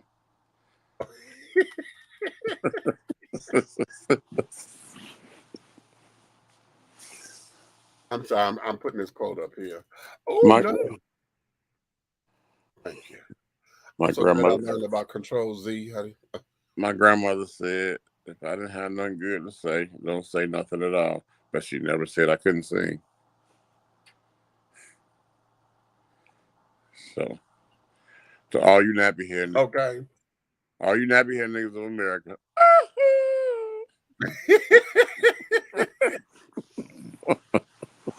Okay. Now that's going up on yeah, that's going up there on the book, honey. Mm-hmm. I don't know. I don't know what to say about them. And they try to blame it on keeping it real. I'm black and I'm proud, but you couldn't be too proud because you're a representation of the products you are selling and yourself as a professional. Exactly. So no matter what you're doing, even if it's just a stepping stone to you doing something else in your life, do it to the most. Don't rip. If you feel like, oh, I'm not doing all that for this company, well, do it for yourself. Right. When? Oh, okay. I'm not dressing all up to come into no McDonald's. That's that white-ish. Okay. Lip balls and baby hairs. Okay. Fingernails be too. You know what? Them damn long ass fingernails. Are you trying to cook? Hey, you know what? I'm glad they said. Who was that said baby hairs? That was Juana. Juana, shout out to you because the baby hairs are now for sale in your local beauty supply They store. sure are. And you can Yes, just they peel are. and you can peel and stick. And I believe in one episode when we get to talking about hair, the next episode that we talk about hair or beauty, I think I'm going to go get me some of them and I'm going to put them on during the show. I'm going to run baby hairs across me. And what you say now? Watch out. Put up under your cap. Yeah, I'm putting right here. Okay. Do like the one girl did, honey. I think she took weave and made her own little lashes, honey. She took the track and used the track down to her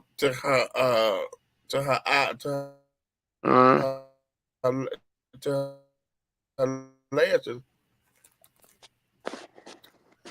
Okay. So she probably look like Snuffleupagus. Go ahead. Baby. Okay, Snuffleupagus' little sister.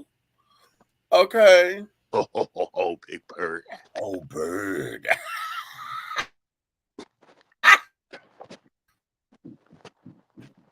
Wait, we said Snuffy and Bird Big Bird they were sisters, but honey, listen, Snuffleupagus was gay as shit because she was always talking about some bird, honey.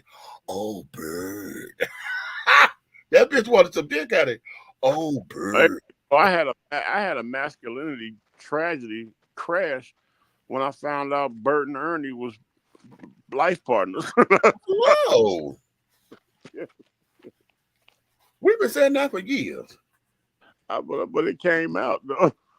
We've been saying that for years. There's no way. It came out the public closet. Yeah, and now the thing of it is that as adults, yeah, we can have that conversation.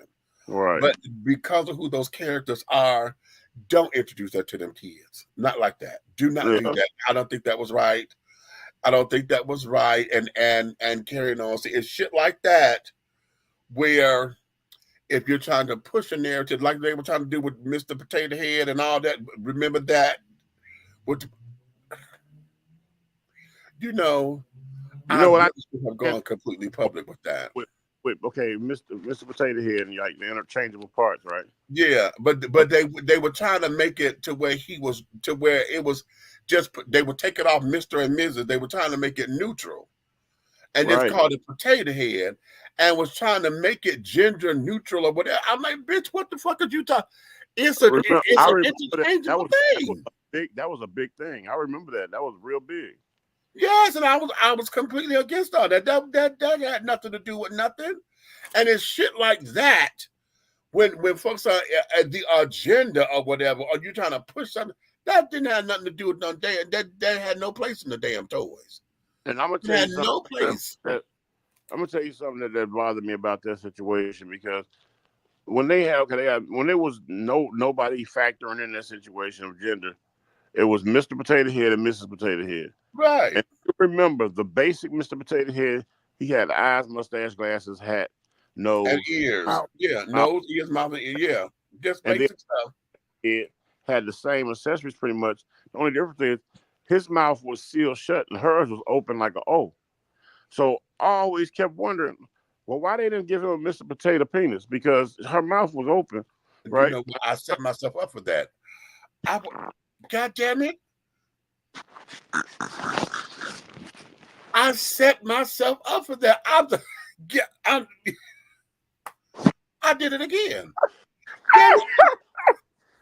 I'm sitting up here for to get all into this goddamn conversation.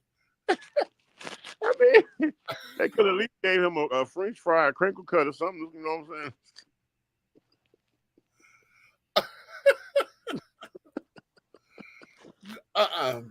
saying? Okay. Yeah, baby. Yeah. I'm just saying. They could have kept my mouth shut if they weren't gonna give him a French fry. Listen. Well, they had a baby potato head, so somehow or another something happened. So where did it? It was a spud.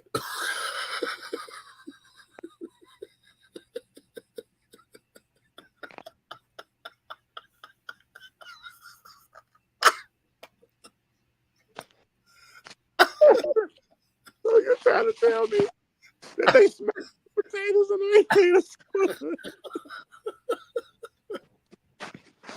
Okay. Okay.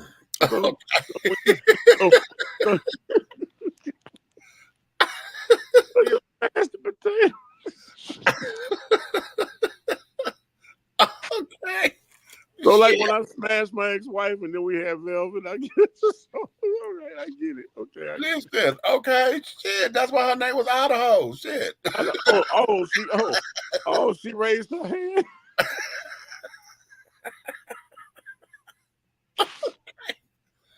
Right. Where the hole? She's in Idaho. Idaho, right. Idaho. They said you the one, okay.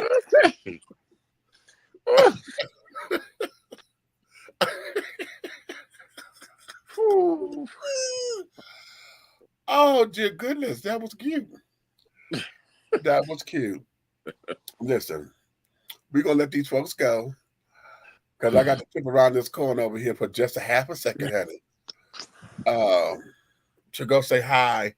Dwayne Crowder, the proprietor of Best Friends, honey.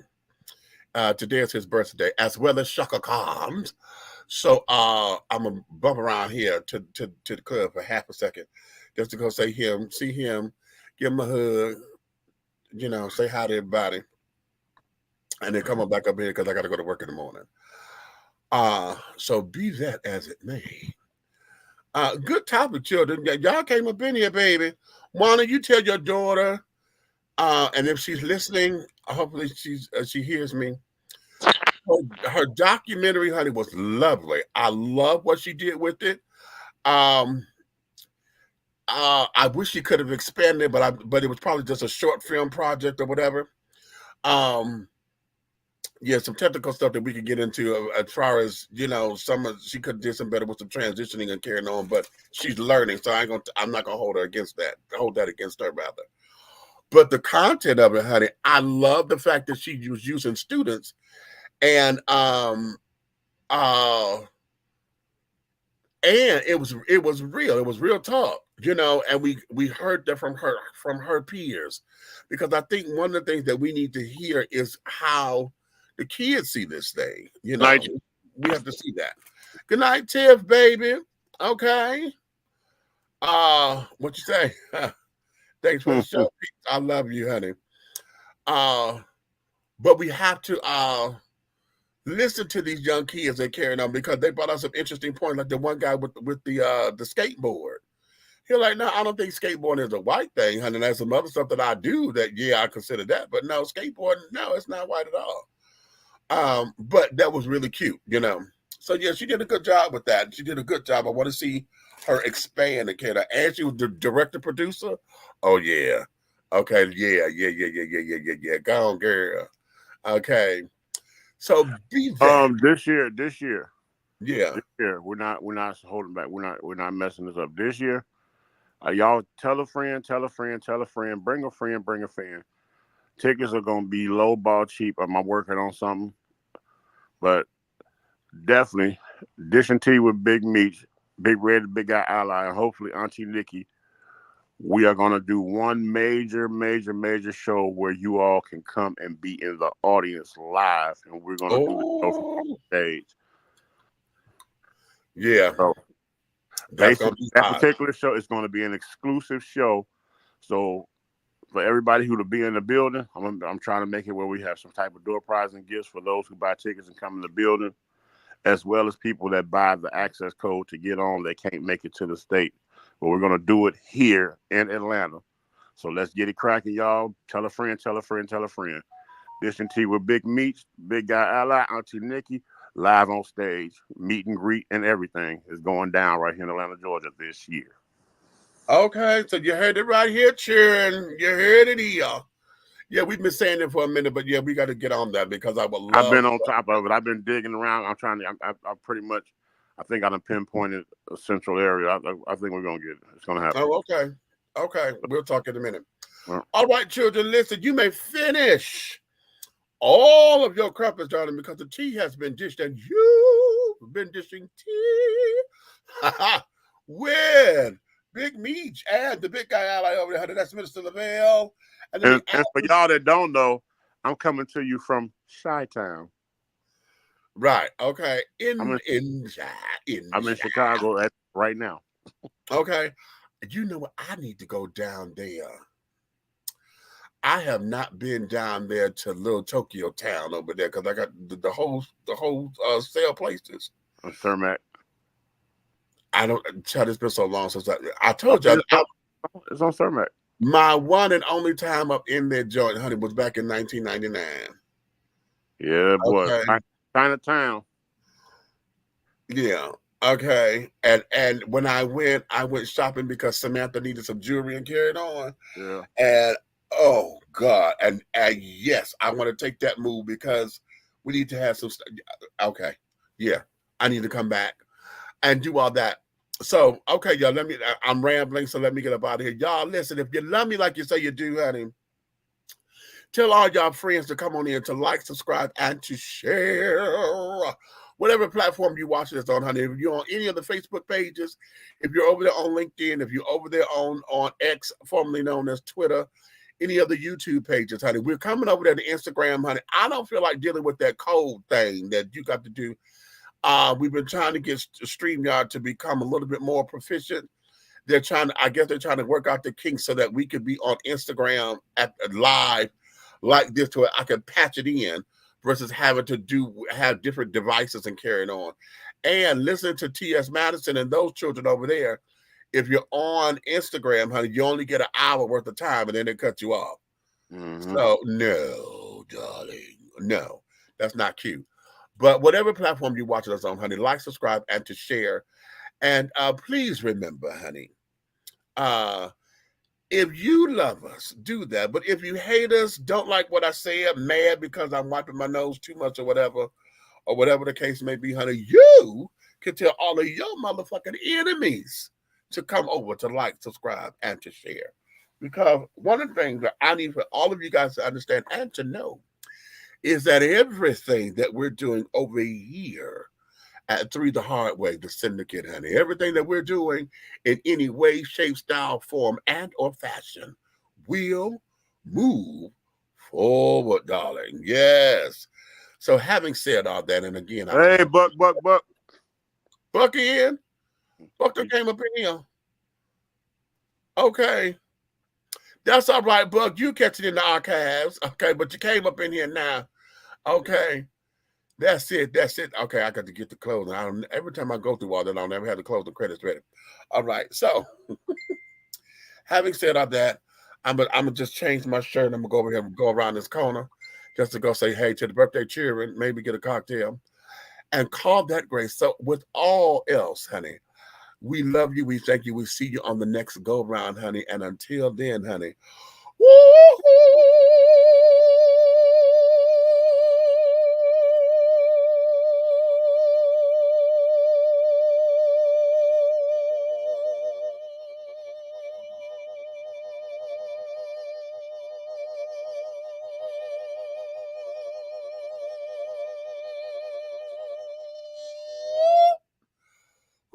Okay, I did it. And scene.